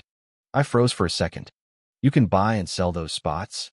The Shanghai training camp wasn't some private school. It was run by the Donglin Administrative District Government. It was a purely official institution. Normally, no, Wei Bohu said with a smug smile. But in Qingshan City, there is nothing the Wei Corporation can't do. I'll give you 1 million. All you have to do is sign a transfer agreement. I raised an eyebrow and let out a short, dry laugh. You talk up the Wei Corporation like it's some legendary empire, and this is your offer? 1 million. To the old me, 1 million was a fortune. But it wasn't enough to buy a spot in that camp. There were plenty of private cram schools for the college entrance exams, and the top-tier ones charged millions just for registration. Shanghai was more powerful than any of them. You couldn't even get in with just money. Wei Bohu snorted. You think 1 million is too little? You're an orphan. Have you ever even seen that much money? You wouldn't earn that in a lifetime. Thud. I tossed my cloth bag onto the table. The mouth of the bag fell open, revealing thick stacks of cash mixed with several bottles of expensive longevity nutrient solution. A few checks poked out from the pile, and not a single one had fewer than 6 figures written on it. I looked at Wei Bohu and blinked innocently. I'm sorry, what did you say? This bag is just so heavy, I can barely carry it. It's a real struggle. If he wanted to flex, he picked the wrong person. I was a grandmaster at being petty. Wei Bohu's face turned a brilliant shade of purple, his mouth snapping shut. Beside him, Wei Qiansa remained unbothered. He smiled thinly. It's a business negotiation. Disagreeing on price is normal. If Student Lin isn't happy with the offer, feel free to name your own. I thought about it for a moment. I decided to test the waters. 20 million. I knew I was asking for a lot, but that's how negotiations worked. You start high and settle in the middle. My bottom line was 10 million. If he could pay that, I'd sell. I wasn't worried about Wei Bohu getting stronger and coming after me later. The boost 10 million credits would give me would far outweigh whatever he could learn at that camp.